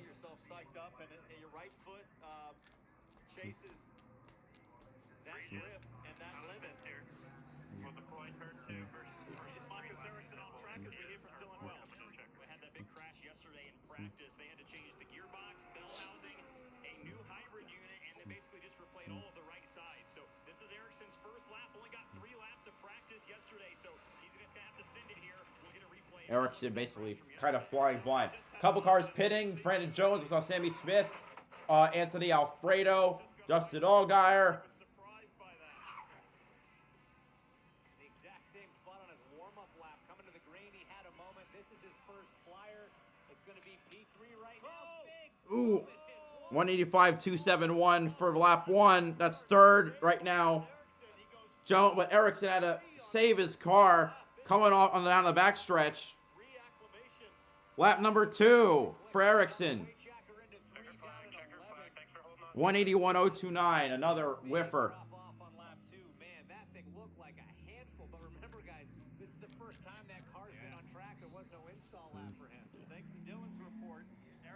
All right, next up is Christian Lundgaard. Jack Harvey will go again after everybody. But apparently Jack Harvey might not race today. Courageous moments for the Swede. Let's take a look at the replay again here. Same thing that happened at the other end of the track. The back end just starts to take off on him. Watch his hands. Turns in, hits a bit of a bump, gets that correction. It doesn't look like much, but not only is it hard to throw moment for the driver, you end up half a car width off the line. The grip is not as good up there. You have understeer on exit. Well, how much of it, in your opinion, both of you, is it that transition from the old to the new? I think it's most of it. Now imagine, what's the top speed of your average forklift? 8 miles an hour in a Home Depot? This is 190, and the back end is steering for you. Christian Lundgaard. The final of the Rahal Letterman Lanigan cars. Christian Lundgaard to drive the Hy-Vee Honda at the Hy-Vee doubleheader weekend here in Iowa. Imagine if he can qualify well. That'll have all the Hy-Vee. Race 1, lap 1. Graham Rahal's car diff looked fast, and Christian Lundgaard looks way more neutral than Graham did. Yeah, that That didn't even register top 10. Chasing that wheel, a lot of movement. Lap 2. Graham was just pushing, just hands down, right hand up, left hand down, but Lundgaard all over the map. Could be two totally different setups. One 182.268. Yeah, not even close. His fast lap was a third of a second slower than his teammate. is locked down and allows you to charge the entries. Now again, this isn't an impound race like we've had here in the past. Next up is Joseph Newgarden, who's won 5 of the last 7 races at Iowa in the last 2 consecutive. You want to seal the back of that race car to the racetrack as best you can. You do not want to have to be hanging onto the wheel like This guy's the king of oval racing in IndyCar right now. In a place like Iowa where drivers just wave the white flag, they get to, when I say white flag, the surrender flag, at the half distance, and they park it for, quote, handling reasons. Can't get it fixed during the race, and they're going to crash if they stay out. The first Penske car on track. The Royal Trumpets is the king of corn country. Joseph Newgarden, the 6th. Led 1,847 laps at Iowa, more than the rest of the field combined, which is not even, just over a third of that. Such has been his dominance, but it's really not been the story of the weekend so far. He was mired down in the mid-teens in practice, 15th. This looks like it's going to be a really good lap, though. Ooh, had to get out of the gas. Lap number 1. The Corn King will start near the back for race 1. That's P12 for Newgarden. Battle first lap. It is not operating once again. I wonder if this issue has returned, and if it has, does Joseph maybe get a second crack at qualifying? Because this one is not going well at all. 12th lap, 12th for race 1, 6th for race 2. Cindric, you may be asking the same thing as well. Like this, the hybrid is a freaking disaster. So right on that topic, as Joseph Newgarden returns to the pits, here is Jack Harvey's second. Like, how do they not have it working for every car? Okay, Jack Harvey now making his second attempt. Gets a second shot at it.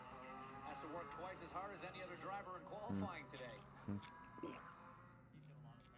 a lot of he looks at, you can see it in his face. Gotten to know Jack Harvey really well over the last few years and appreciate his transparency and letting us understand just how difficult it's been. Not just today, guys, but think back to Mid-Ohio. He was really struggling there. He was getting cupping between sessions.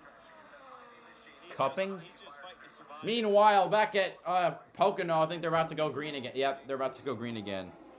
So I'll only alert if I see a new pole time, which Jack Harvey most certainly won't because it's a Dale Coyne car. Here we go. We're green again at Pocono with 40 to go. Good start for Byron, trying to clear Jesse Love.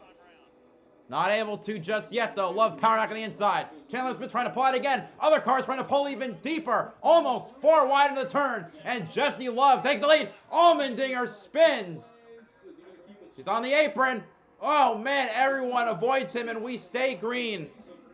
Yeah, still green. That is a huge disadvantage on Allmendinger. Love's able to make the pass on William Byron.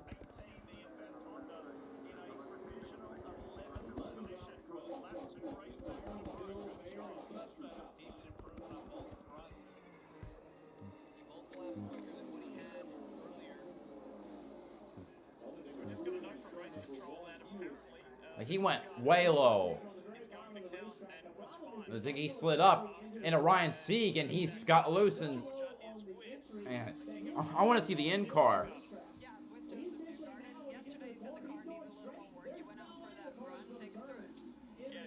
How did he? He like drifted it almost. We gave a shot at The it. problem against him is that if he doesn't make that move, somebody does it to him. And that's the situation. All right. It's RCR and Hendrick Motorsports up front. 3 wide for 4th. Custer by Chandler Smith and Sam Mayer on this hunt for his first win of the year. Oh, loose for Chandler Smith. Sheldon Creed going to make the move on him. Back of the top 10, we got Herbst and Heim, 9th and 10th, battling it out.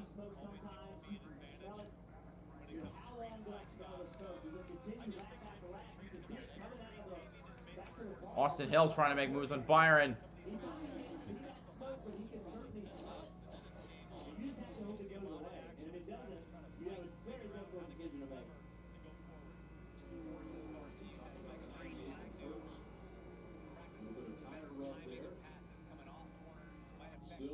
Oh, so yeah, I see the smoke. It's on the left rear of Riley Herbst. They mentioned it. I didn't see it until that view in turn, I think, 1.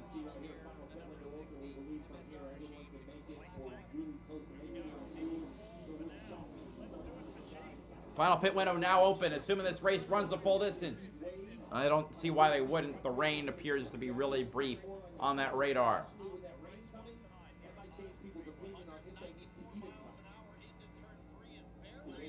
Rosenquist takes the lead by over a mile. 186.835 for Rosenquist. That's a 10th faster than before, than the original pole speed for that lap. So Rosenquist up front now for lap 2. Allgaier reporting a vibration, currently in 14th. Allmendinger now on pit road for his final stop. Jack Harvey in extreme pain.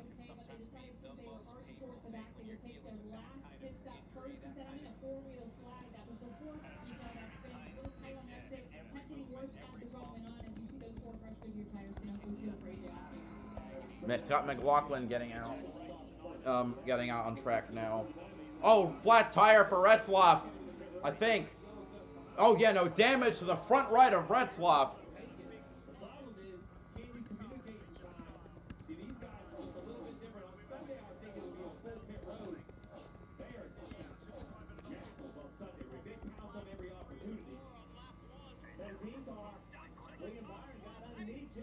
Even they go even faster. 187.526 for McLaughlin. 17.1624.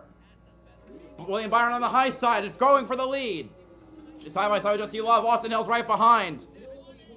And a 188.248 for Scott McLaughlin on lap 2. A 17.0966. All 3 wide for the lead. Austin Hill, defending winner, gonna shoot past both cars to take the lead. Byron gets by Jesse Love, and Cole Custer's caught up to the battle. William Byron out of the high side on turn 3. He's gonna sweep Austin Hill, and he'll take the lead.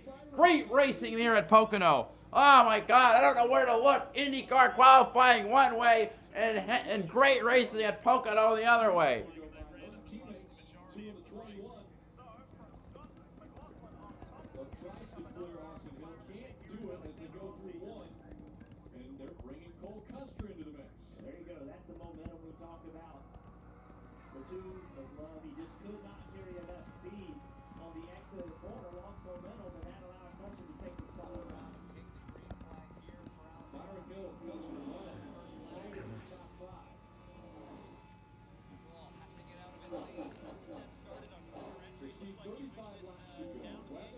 Parker Retzlaff made it to pit road.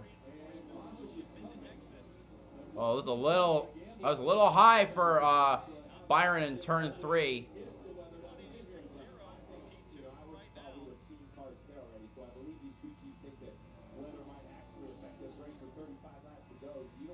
Oh, so a bit of a damage to the hood of the 21. I see something flapping up. Maybe just a decal.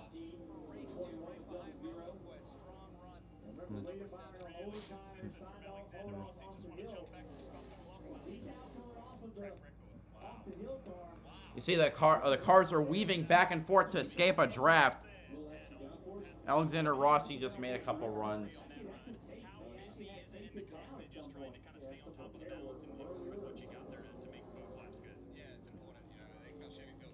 Byron has not won an Xfinity race this year. He's run a couple of them.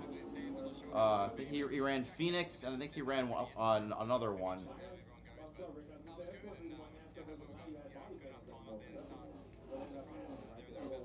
The top 6 are basically in a line. 7 are in a line.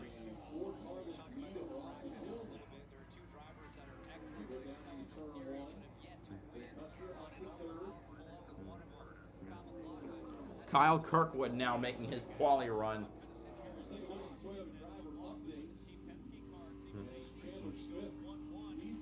Byron can't go too much longer before he has to pit.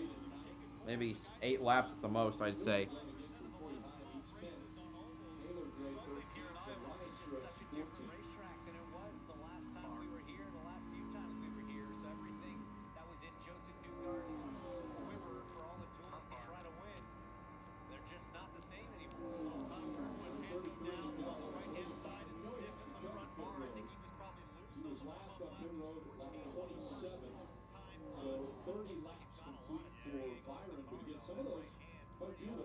Under caution, I think he can go a couple more laps, perhaps, but not too many more, like 2 or 3. Checked in with Andy Street, the crew chief for Austin Hill, and I asked him the question you just asked Steve a moment ago. I said, is everybody not pitting because they're too worried about the weather? He said, I think so. So Steve, is this a game of Yeah, 36 to 38 laps can be extended with cautions. Maybe you can make 40 laps. Chandler Smith battling Mayer. This is for 5th place. And Ryan Sieg's right behind both of them. A little bit with maybe new tires, but I think it's just clean air because you got the final meters and you see a big slide right here. Wasn't what I expected, you know. I think that's helping all of it. Sieg got past Chandler Smith, and now he's going to make it past Sam Mayer. Must have been a bad turn 1. Oh, sorry, that's turn 2. Excuse me. Tunnel turn being that is the devil that you don't want to let out of the genie. You don't want to let out of the bottle. Sieg now at 5th place. Bit of behind Jesse Love. The top 3 still running together. All right, 17 team thinks the weather is fine. Pit stops should come soon then. Are you sure? It's coming. That could come. I mean, I think he'll be forced to pit just based on when he last pit, but.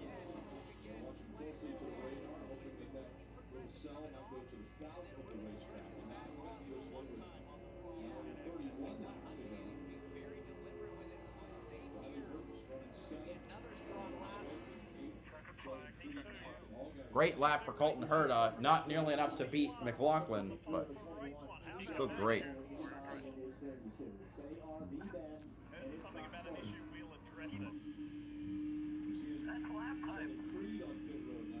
Sheldon Creed pitting. 30 to go at Pocono.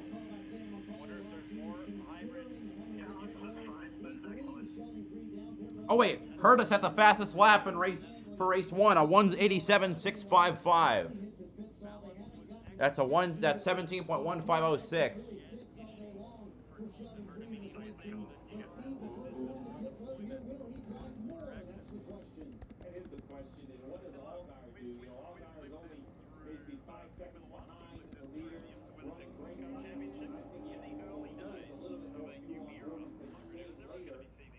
Does he let them all pit and then just save gas? You can just slow down at that point. You can run tremendously off the Jesse Love pulls off to pit. Jesse Love, like I said, it's a little bit of a trickle. It's not quite a big wave like we've seen other races. But it's hot.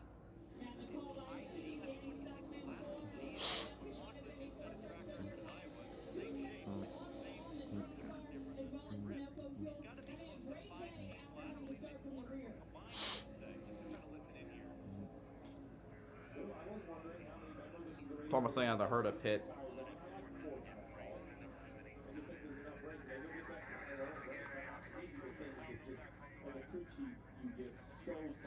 All right, Jesse Love, a 16-second pit stop for fuel and tires, 4 tires. Now look, there are times the victory's on and the crew chief makes a bad call. It's a team sport, but the frustration level definitely peaks when execution is an issue. And the 17 pulls off the pit. William Byron and Cole Custer pitting. This one right here will create a lot of interest in the field, Kim.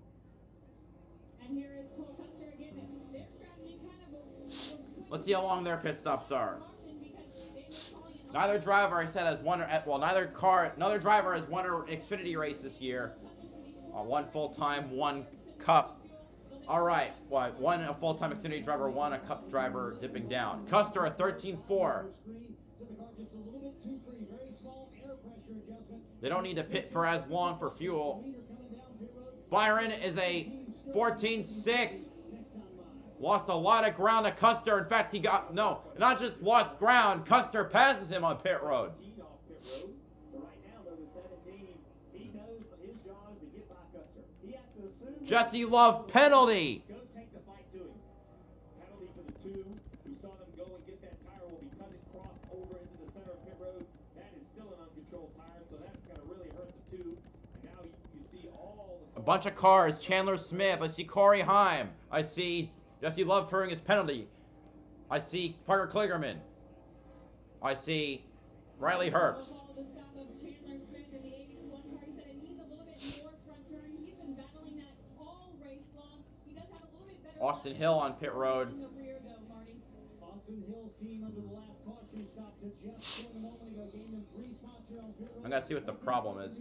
Custer is starting to scoot away.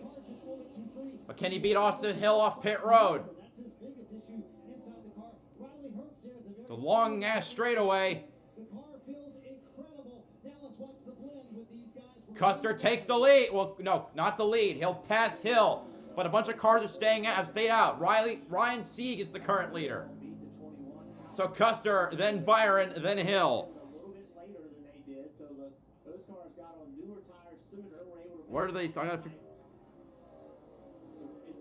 a little risky to pit early.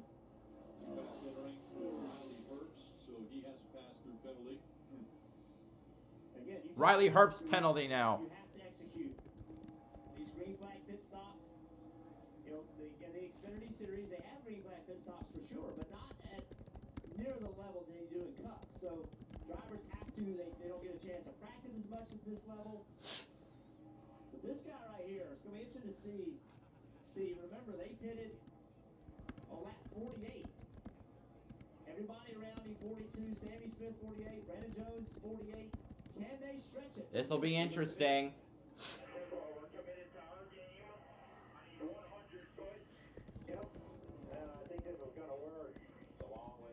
All right, fuel. It's a fuel mileage game now.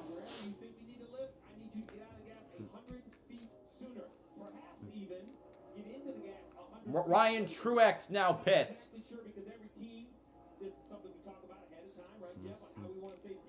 So, Cole Custer, William Byron are 35 seconds and 36 seconds behind leader respectively. That conversation is that they were 3 laps short. So here's the question: can you save 3 laps of fuel during a run here? Clearly, Jim Coleman was 25 laps to go at Pocono. he needed his driver to lift. Absolutely. With 25 laps to go, I think you can find 3 laps, no problem. You can't find it in 10 laps. 34.3 is the margin now. I think with a game like that, if they can keep it up and make it to the end, Allgaier could win. So tell us about this corn festival. You got your corn pudding, you got your corn chowder. So is it safe around here? Sometimes. The family of 8 were to need a cold punch. They're what they find. Oh, then they dip it in butter and bam, it goes right. Really cute vampire bar like a reverend does, like a blessing on the corn. Donut shops. How far from here? No eyebrows? Think about light it'll feel in the summer. You got it right. Herta getting another lap. Oh my god. Homes.com. A message from the Sonic Department of Research and Deliciousness. They say you can't put a price on fun, but they don't know what the heck they're talking about. Fun's now $1.99 at Sonic with creamy queso wraps and more. Take that, they. The $1.99 menu. Some items always $1.99. Oh, of course, like, this hybrid is a disaster. Second race weekend, like this. I mean, I don't mind they having a hybrid, but you gotta make sure it works consistently. It's completely unacceptable for this.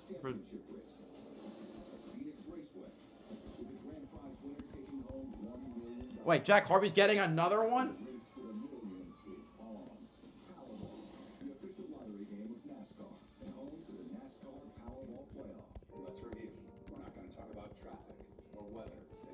Ryan Sieg on pit road. He pit on the same lap as Allgaier, but he decided he can't make it. Are you done with this? I'll just take that. Okay, he's still drinking. Oh, look what the cat. Nope. Let's try again. You wouldn't mind? It gets ugly. You can either take it off, or I'll take it off. Yeah. Progressive can't protect you from becoming your parents, but we can protect your home and auto when you bundle with us. You loved it, Taylor. Doesn't want What's the square root of pi? Some things just add up, like the 2x2x2 at IHOP. 2 eggs your way, 2 bacon strips, and 2 buttermilk pancakes. Monday through Friday, all for $6. Or Augusta are not getting a third quality run for the 18. They're going behind the wall. This is a mess.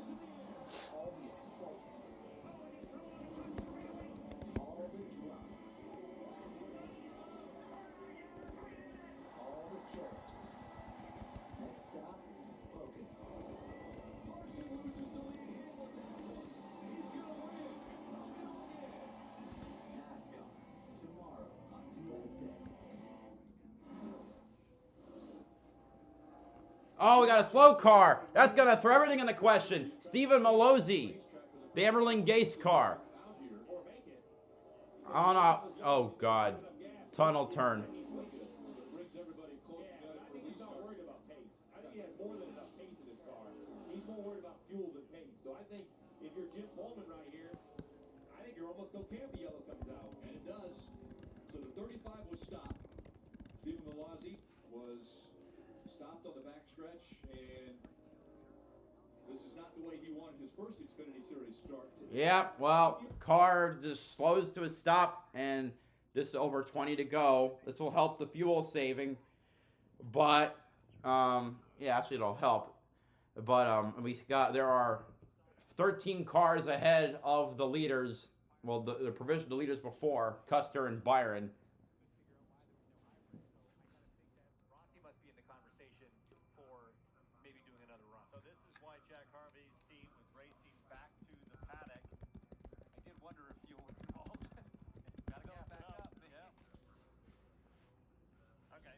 If you were in Colton's position, what would you say to Michael Andretti or Rob Edwards? I think part of it depends on how that run felt mechanically from inside the car. If he was really confident in the balance, then yeah, let's go. Let's run again. If it was sketchy in any way, maybe you reconsider. And like Townsend says, you know your worst case scenario is still not bad, but I think he had the confidence in the race car. So if I was sitting where he is, yeah, I'd go out again. What would you do? I know Colton Herta, he's about going fast all the time. He won every session. He's wired that way. So I know Colton's opinion. I also know Rob Edwards, one of the greatest strategists in the paddock, and he's looking at the timing screen saying, hey, listen, we are right with Team Penske and Scotty Mack. We're on pole right now for race 1. There's no guarantees here. It's a risk. So they have to forfeit their times if they win again. I'm with Colton Herta. I get it. I have that personality. I want to be fastest in every session. 35 getting a push back to the pits. Deleting your time and rolling the dice and going for it again. We knew that was going to be your answer. Interesting circumstance because this is not the team's fault. And this is why, guys. So let's be clear about why we're having a discussion about some cars being able to run again. We have a brand new system in the cars this weekend. The hybrid system is running on an oval for the first time. It's the first time we've done oval qualifying with this system. The system is controlled. It's turned on and off by a network that is controlled electronically by IndyCar. There seem to have been malfunctions with that system during certain runs, meaning that certain drivers were not allowed to use the hybrid system during their run. That's free lap time. We heard Colton Herta say it. So this was not an issue from the teams. This is something with the series. The series is allowing all cars that had issues with hybrid during their run to run again for the sake of keeping it fair between all the cars. I think the rule should be that if you rerun and go slower, you own your second time because that was a decision you made as a team. You follow? Sure, yeah, you're in Indy rules, right? If you're going back out, you got to pull your time. I think so. So I think your original time should be pulled.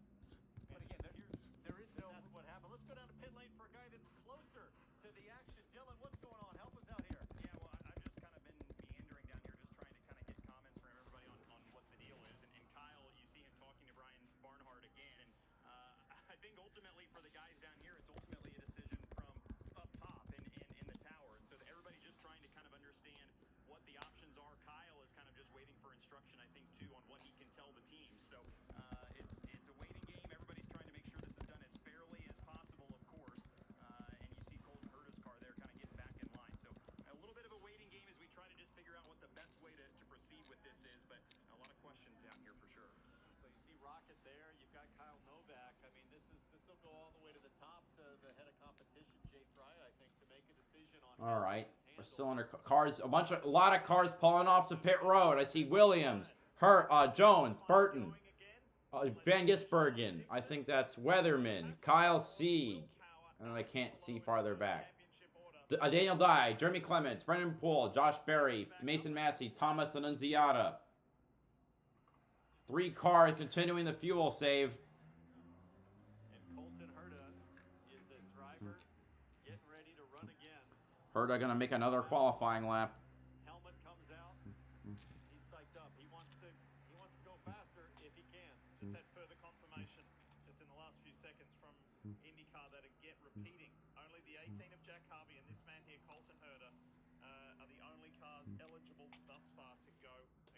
So Newgard does not get to go again. So pretty dramatic qualifying for the first oval in the hybrid IndyCar era. Scott Dixon, unfortunately, had a mishap last weekend at Mid-Ohio where He couldn't even race because the hybrid failed, which really sucked. 10 years ago, Let Dale Jr. sweeping Pocono in 2014. you knew the second you guys left your pit stall and got back out on the racetrack because of this reaction that we see right here from you, how this was going to end.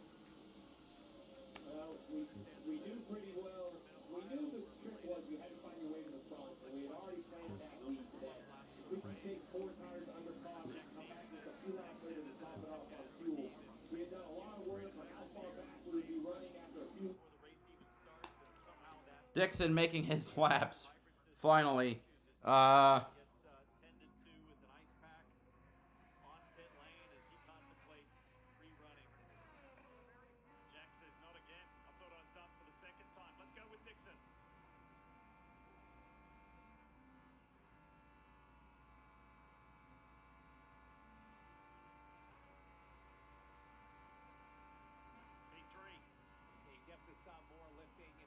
So probably starting within the first 3 rows for the first race. Second lap. Second fastest, 187.162. Great.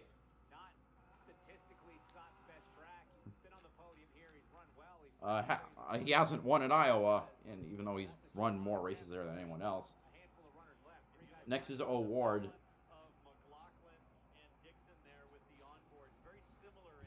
So I mean, I had the lap speeds were lap 1 for race 1. The pole speed is 187.655. That's 17.1506 seconds. Pole speed for race 2 is 188.248. That's 17.0966 seconds. O'Ward making his run.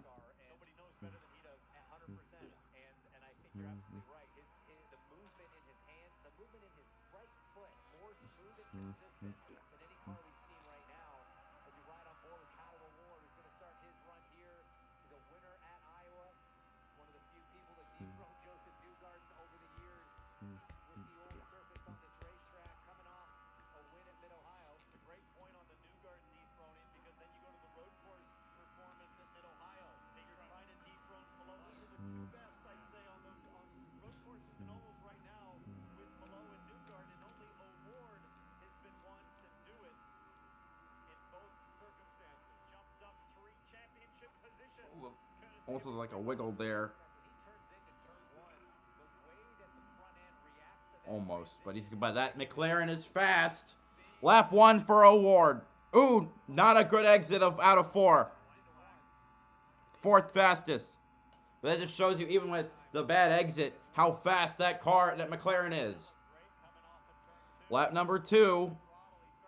That thing almost hitting 200 miles per hour.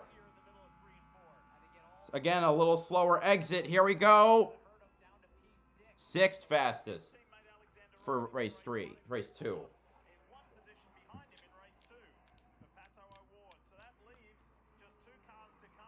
Will Power is next. The king of poles in IndyCar.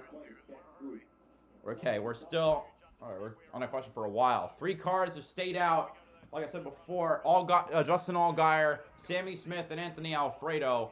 But they're going to have Cole Custer, William Byron, Austin Hill breathing down their necks. Will Power. His last 4 poles at Iowa. That's nuts. Allgaier, Alfredo, Sammy Smith, Cole Custer, William Byron, Austin Hill, Sam Mayer, Sheldon Creed, Chandler Smith, A.J. Allmendinger are the top 10. Green flag for Will Power.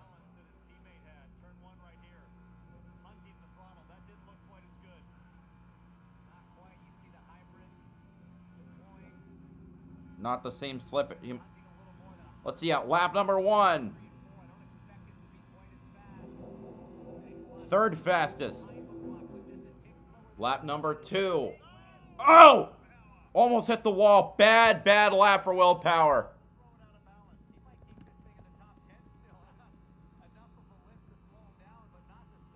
Second lap, 22nd.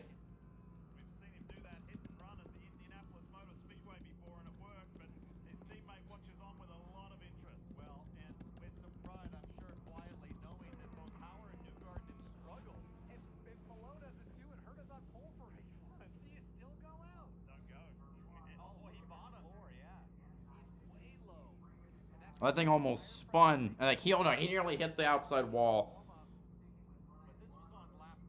Oh, did it? Or did he hit the wall? Or does he kiss it?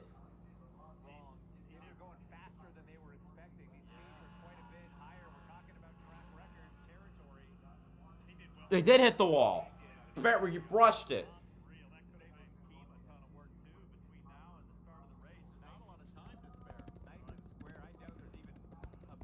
I hope. Well, you better hope there's no bend. Next is Pelot, who's never been great. He has not great, super great on ovals. But meanwhile, back in Pocono, going green for the last 16 laps.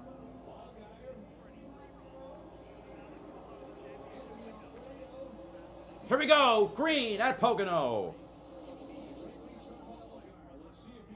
Allgaier up front, he's clear. Alfredo a little dicey as Custer trying to get to the inside with Austin Hill pushing him. 3 wide for second spot. Alfredo holding him down there. Alfredo holding on to second. Byron trying to push Lemmy Smith forward to get by Austin Hill. William Byron coming hard. Custer clears for second. Byron working on Sammy Smith for fourth. Oh, we got a wreck. Jeremy Clements and another car. Mason Massey. Caution comes out again.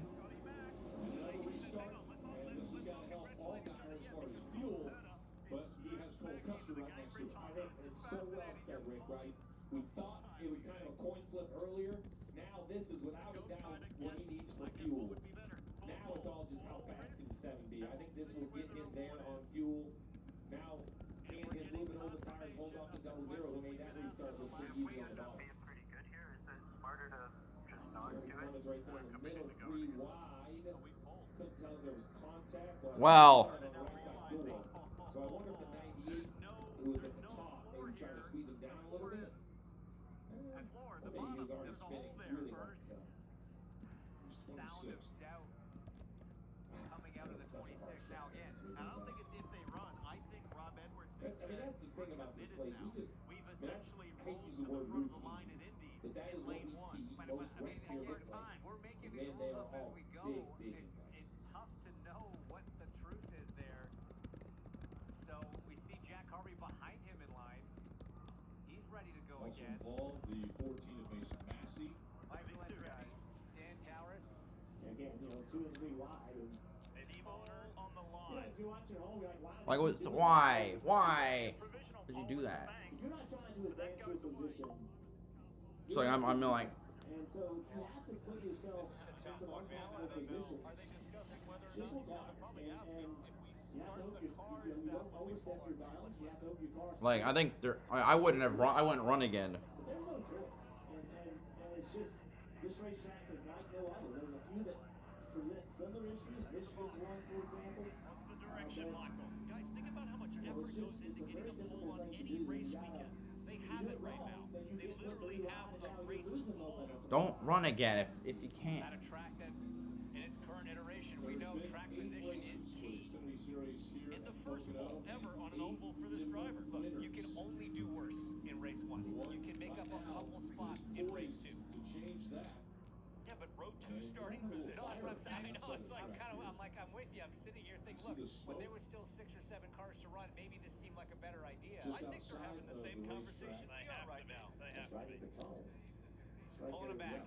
Herta's not running. Rob Edwards drag the car back. That's probably the right call. As soon as I heard that question come out of Cole Herta's mouth, get the car out of line, hang on to what you got. Only Jack Harvey is running again. So.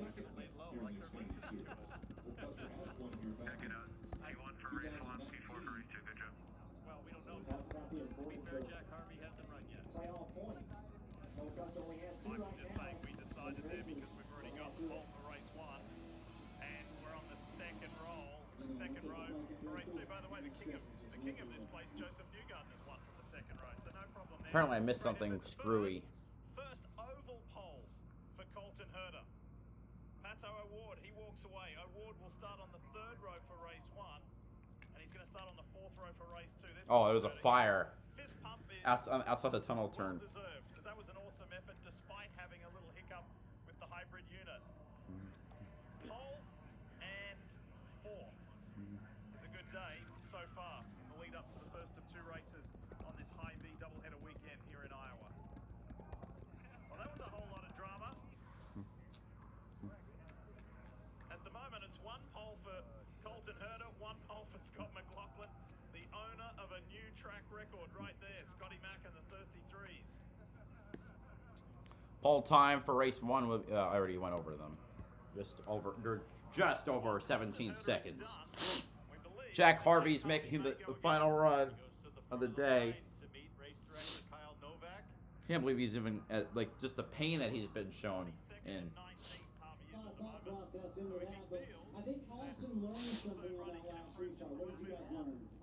Yeah, I think he's trying to take that at the end of the race here. Late race caution comes out, so yeah, he knows how to get it done here. So hopefully we'll get to the end. There's still a lot of racing left though, so hopefully we'll get at the end. Is there a preferred lane on restarts you feel like, Andy, or not really? I don't know. I mean, it's kind of dependent on who's in front of you. So you come off one, depending on your line, you can make it work. So let's talk about how this race has played out, because he's had his hands full at times with lost the left side mirror, but it seems like the car's gotten better throughout the race. Yeah, we've been able to make the car a little bit better throughout the day, which is a good thing. And so, yeah, I don't know. We'll see. We're 32 miles left to race in here, so we'll see what happens. That's a great point, Steve. Sometimes you look at the laps counting down, right, and you don't think about that. There's still a lot of laps here, a lot of miles here, we should say, in Pocono, even though there's not a ton of laps left. So I know Andy Street knows miles, because I had this conversation with him this morning about fuel mileage, and I grew up doing laps per gallon, and he grew up doing miles per gallon. Allgaier, Custer, Alfredo, Sammy Smith, Austin Hill, Byron, Allmendinger, Creed, Kligerman, Chandler Smith, your top 10 for this restart. Surprised by the outside, Jeff, for Allgaier? I think he had to be on the outside. I think that was the right call. I think on the outside, especially in this race, Xfinity cars, the goal for Allgaier will be to at least stay even with double zero, use that momentum on the corner exit, clearing down the back straightaway. Allgaier's a control car, and so he didn't have the opportunity to, I guess, help the car behind him. Anthony Alfredo let it know, because Cole Custer's going to see that as well. If he's getting hand signals or anything. Cole can't see it. Cole would have to be looking at his right side motor. Cole can't see it, but the guy in 3rd can see it. So Sammy Smith, he would see that hand and he would start taking off the push. 19th and 18th for Jack Harvey. All right. That will do it for IndyCar qualifying. Running 8th currently. He just got a couple more on that restart. Don't count. Alfredo did a good job on that last restart. All right. So that'll be in 3 hours. So after this Xfinity race is over, I'll make dinner, play some Banjo-Tooie, and then come back for an IndyCar race. Shouldn't assume he's not going to do one here. I think if you're Austin Hill, you just got to push him. Hope for the best. Getting ready for the restart. It'll be 12 laps remaining. And it's going to become, they're going to take every run, block every run, 2, 3 wide. It just gets so crazy. All right. That's going to be 30 miles, right? 12 laps, 30 miles. That's what make you do some math. 32. 32.5-mile racetrack. All right, it'll be 12 laps to go. 30 miles at Pocono. Allgaier with a good start. Who's going to dive low? No one just yet. Sammy Smith giving a push to Cole Custer. Byron dipping low. Ooh, he might have to back out of that one. He doesn't, and it benefits him. He's now up to 3rd, but on Allgaier holding on to the lead But Cole Custer's going to be on his tail. Creed up to 4th now. Allgaier, Custer, and Byron. 1, 2, 3. Alfredo in 5th.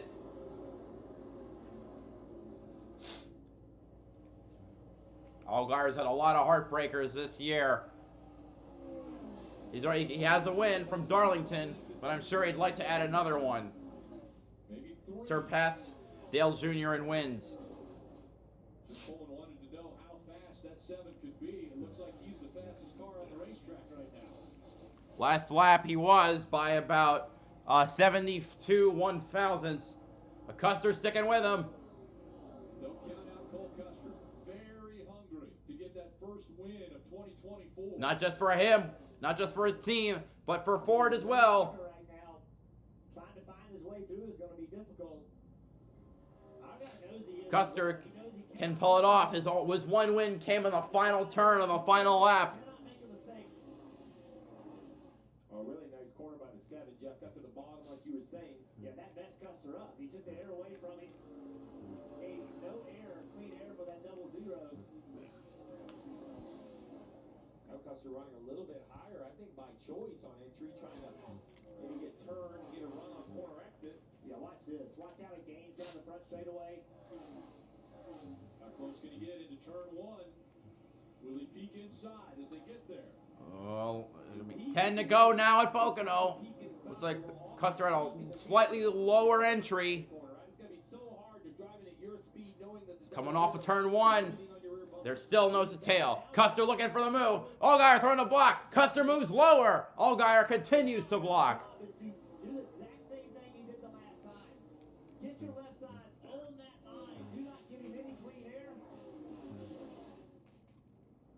Thought the 0-0 didn't overdrive the entry and got to the bottom as well. Much closer in the 3. Go to the top now. There you go. I love that move. That was the way to do it. Again, low entry for Custer, higher for Allgaier. Almost hit the wall there. Custer goes way into the inside on the straightaway. They're going to be side by side. Or no, it looked like they would. Allgaier still just barely ahead of the 0-0. 9 to go. 0-0 is clearly faster. Through 1 and through 3, but he's got to be able to... Custer's got the run to the inside. Position he needs to be going into the tunnel turn. Custer takes the lead entering turn 2. Clears the 7, back up the racetrack and into 2. Not a good turn 2 for Custer, but Allgaier was not able to pass through it.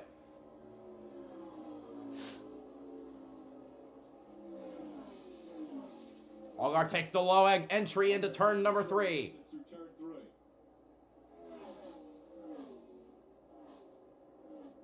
Down the front stretch. They're trying to draft off of Custer. 8 laps to go.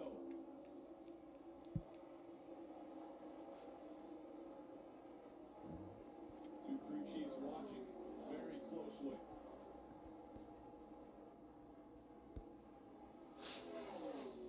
Hey, the 7's doing a nice job. I thought the 0-0 was going to kind of drive away a little bit, but the 7, to your point, Rick, is using that draft.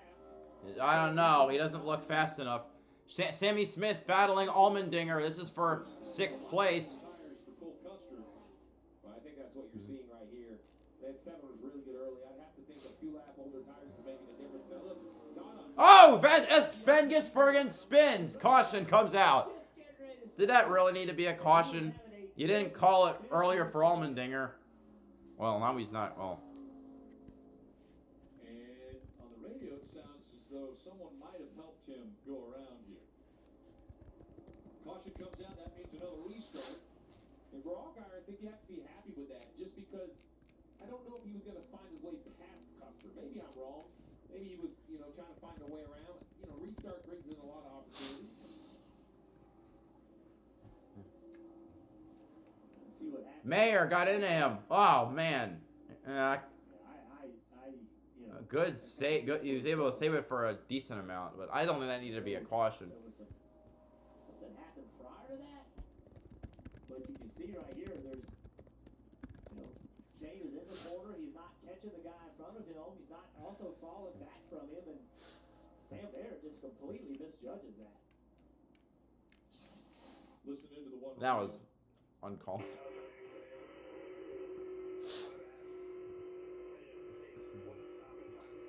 Jesse Love gets his lap back. Wait, here's something about the brake pedal. So the one of Sam Mayer gets into the back of the 97. Around he goes. Caution comes out. And remember, Shane Van Gisbergen has been working on ovals, trying to get better. Strategy, different things playing out to where he was running 10th, which would have been a huge improvement for SVG. But after the spin. Well, yeah, and I understand what Sam Mayer, I think he was saying, hey, I didn't mean to do that. But, you know, I don't think the 97 is going to care whether you meant to or not. You ran him over and spun him out. So, you know, Sam, I think we used to see a little bit more of this out of Sam here recently. I think he's doing a nice job of kind of getting this in check. But days like this for 10th, Rick, are not great days you want to have an enemy. And Sam's a very good road course racer, so when he may look at SVG and think, man, I don't race him a whole lot at the ovals. First of all, he was racing him today, so the 97 is improving, to your point. But also, you know, if you think you're going to win a road course race, you're going to have to race this 97 anywhere we go. And we've seen Anthony Alfredo with some strategy, getting track position, and he's doing a nice job. You know, he has old tires as well, still running here in 8th position.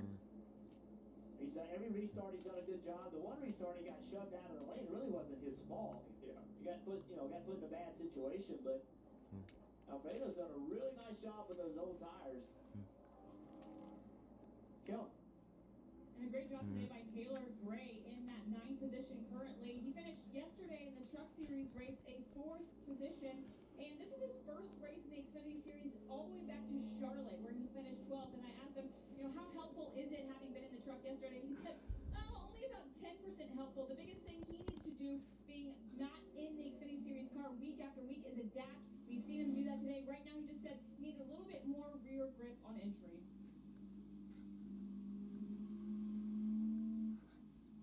A little bit of a parachute on that left rear quarter panel of Alfredo as well. You can see, well, it looks like you get hit in the quarter panel. Allmendinger would move left a little bit for you. A little bit more. You can kind of see the, yeah, there you go. You see the big dent right above the tire. That's capturing a lot of air. That is not helping the straight line speed of the 5. Appreciate AJ helping us out there. Take a look at this paint scheme, by the way, Jeff. A little throwback here and a tip of the hat to the H-60 Blackhawk, which is the workhorse for the Pennsylvania Army National Guard. Blackhawk aircrafts are used daily at Fort Indiantown Gap to train warfighters on how to fly, instruct, and maintain this aircraft throughout the U.S. Army. So the 28th Expeditionary Combat Aviation Brigade used those Blackhawks heavily in their more recent deployment in the Middle East back in 2020 and 2021, supporting thousands of troops.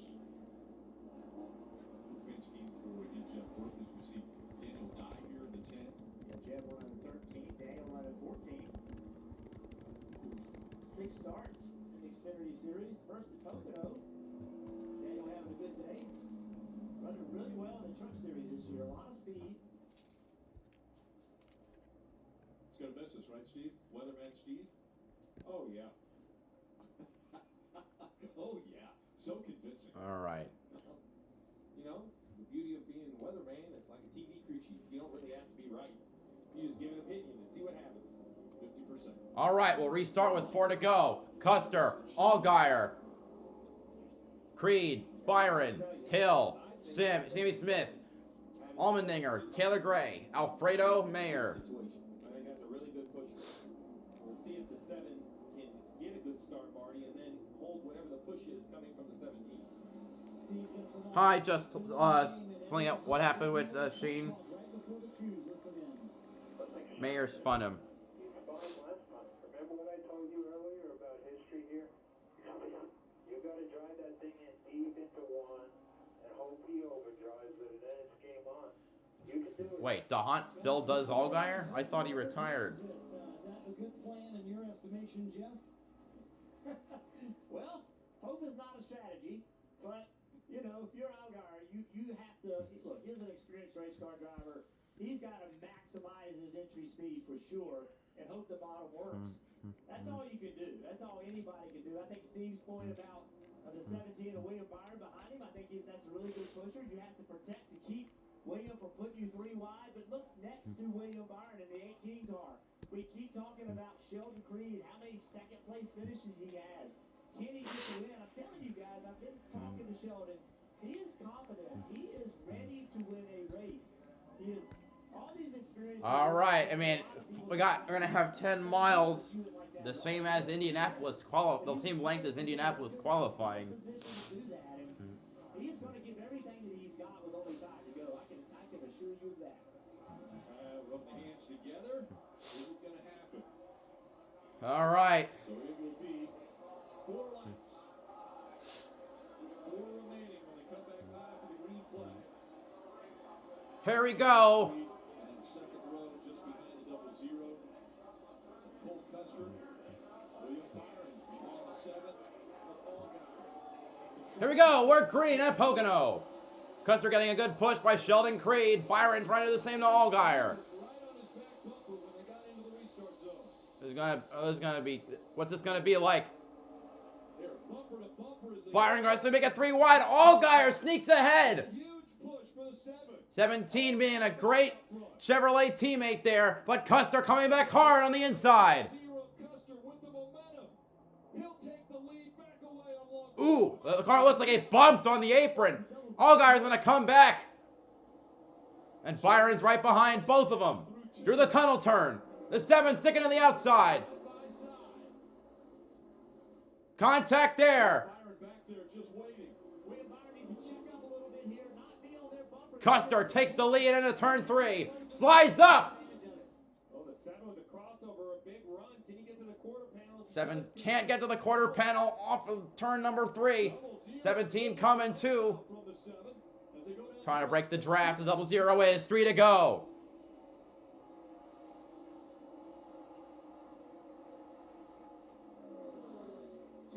Allgaier trying to get to the inside of the 00 with the 17 coming as well. Here they go off a 1.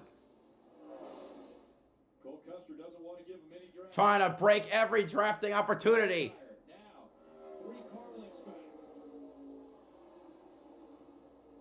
This is where it gets tough for the trailing car. This is the worst corner for Arrow. You can see Allgaier just could not keep his car on the bottom of the racetrack. That allowed Cole Custer to get away from him. Oh, we got. Nah, stay green. We're green. SVG had another oopsie doopsie on the back stretch. 2 to go. That's 5 miles to victory. Custer looking for the first win for Ford in the Xfinity Series in 2024. If he just hits his mark, he can not only not lose momentum, but shut the air off to the 7.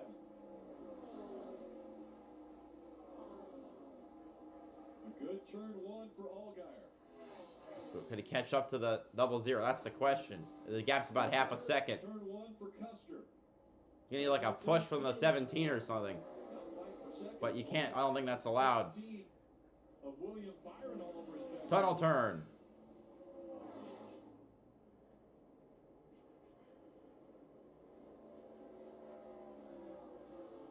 Now entering the Milwaukee Mile-inspired turn number 3. Cole Custer looking to get Ford their first win of 20. Here we go, off of turn number 3. White flag is out. Last lap at Pocono.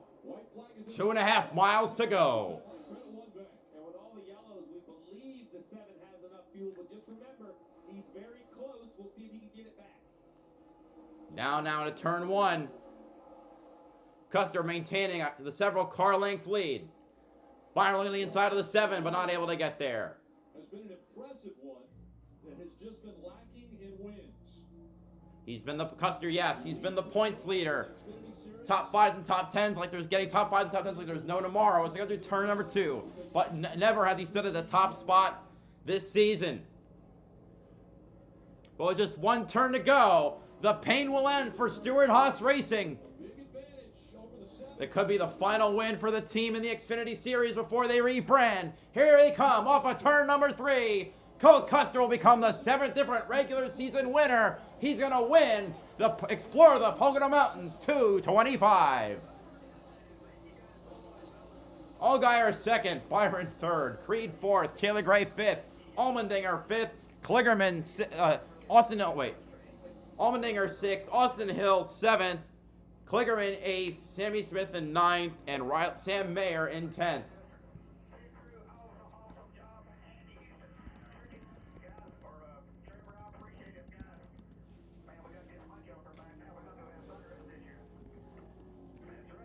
The 13th, not only is he the 7th different regular season driver to win, as I said, he is the 13th different winner this season. Creed finishes 4th. And Ford finally tastes victory again in the 2nd tier. First time since the finale last year. Surprising that we're this far into the season. The second half of the year. Ford's first win. Cole Custer, defending champion, this win just gives this team confidence. They've been running well. They just hadn't found a way to win. Been consistent. Cole hasn't made many mistakes. The team has been solid. Wins are just, I don't know how to describe it. The way it just completely changes your outlook.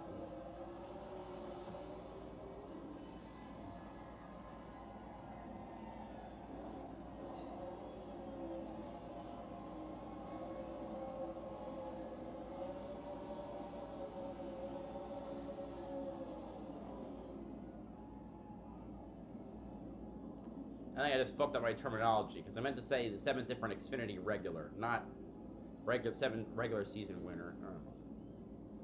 What I get for trying to be creative on my calls. I start making no sense.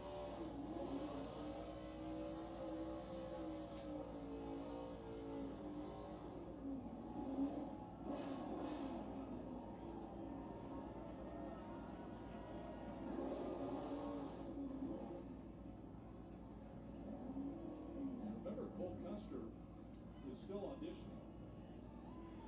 He wants to get back into the Cup Series. There are opportunities there, potentially even with this team, the new team that's happening. The Haas Factory team. There will be a Cup car there. Could it be Cole Custer that gets to take over that ride? Right now, he's going to enjoy this win with his team.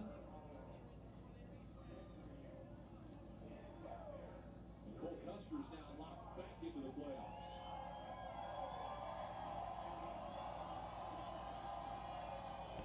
All right. Custer getting the congratulations from his crew. I can imagine there was a decent amount of pain not being able to deliver trophies. So, for the final season, Stuart Haas, they'll go out in some way on top. Gets his first win of 2024. I know a huge relief for you guys, but with 4 laps to go, a restart, you had Justin Allgaier and William Byron in your rear view. What were you thinking in those closing laps? Man, I mean, you just try and manage it the best you can, but it's just so luck of the draw on who gets the best push and everything. And man, that was some Doug Yates horsepower right there. I mean, we definitely had some on the straightaways today, and man, I just can't say enough about these guys. They've worked so hard this whole year, just haven't had that final result, and to finally get it is so awesome. I mean, I can't thank Gene Haas and everybody at Haas Automation. I mean, this is the second win here at Pocono for our team, so it's awesome. Everybody at Ford Performance, they've helped us a ton with the simulator and everything Ford does. So it's awesome to get a win in the Mustang Dark Horse, and we can really carry this momentum through the summer and into the playoffs. We heard crew chief Jonathan Tony tell you on the radio after the win, the monkey's off our back. We can have some fun now. How much stress was on you, and was there a little bit of doubt starting to creep in? Yeah, I've been telling people, I mean, I've never been so frustrated being the points leader. It was the weirdest feeling in the world, you know. Imagine Denny Hamlin in 2021. Just top 5 and just haven't been able to break through the year till now. So it's awesome to get it now, and I think we can really carry this. Congratulations. Thank you. Cole Custer is a winner for the second time at Pocono Raceway, and Marty season standings over Justin Allgaier. And let's chat, Kim, with Justin Allgaier. Boy, you made the fuel stretch, you overcame the penalty, but I have a feeling you don't leave here happy with this one. Why? I just felt like, unfortunately, the best car all day. And at the end there, the old tires were just a difference maker. I mean, we did what we had to do with the penalty. I mean, able to come to the field, we did all the right things. Obviously, William gave me a great push on that last restart, and it's so hard to keep the right front on it on the long run like that. Really proud of everybody at Junior Motorsports, though. This Carolina Carports Camaro was really, really good all day. Definitely as fast as Xfinity Internet. Just really stinks to come out of here second. I've led so many laps here, and I feel like this is same result every time, just not able to go to victory lane. So congrats to Cole and the whole 00 team. Really proud of our team, proud of the effort. I mean, great pit stops on pit road. Eddie Honda did a great job calling the race today. Just came up a little bit short, and it's going to sting for a while. As you got the more cautions, were you thinking that's going to put another cycle in his tires? Maybe I'll have a shot to hold him off. That's what Jim kept telling me on the radio. He was pretty confident of it. I just knew, when we were saving fuel there, I knew how much I had to burn the tires up to kind of let the car coast, and it's so hard when you're in those situations, I just, looking back on it now, I wish I would have done a little bit different at the exit of one on that last restart, but again, really proud of the effort, proud of the team, proud of everybody at Junior Motorsports, and Hendrick Engine Shop, all of our partners, obviously Jarrett, Brian Preston, Mike Colcher, Helmut Mayonnaise, just everybody that's on this car throughout the course of the year. Just really frustrating for my second. They win a stage today, they get a playoff point, but it's a disappointing second place for Justin Allgaier today. He's still in yellow, but he is second right now on the playoff stage. Okay, anyway, that does it for this one.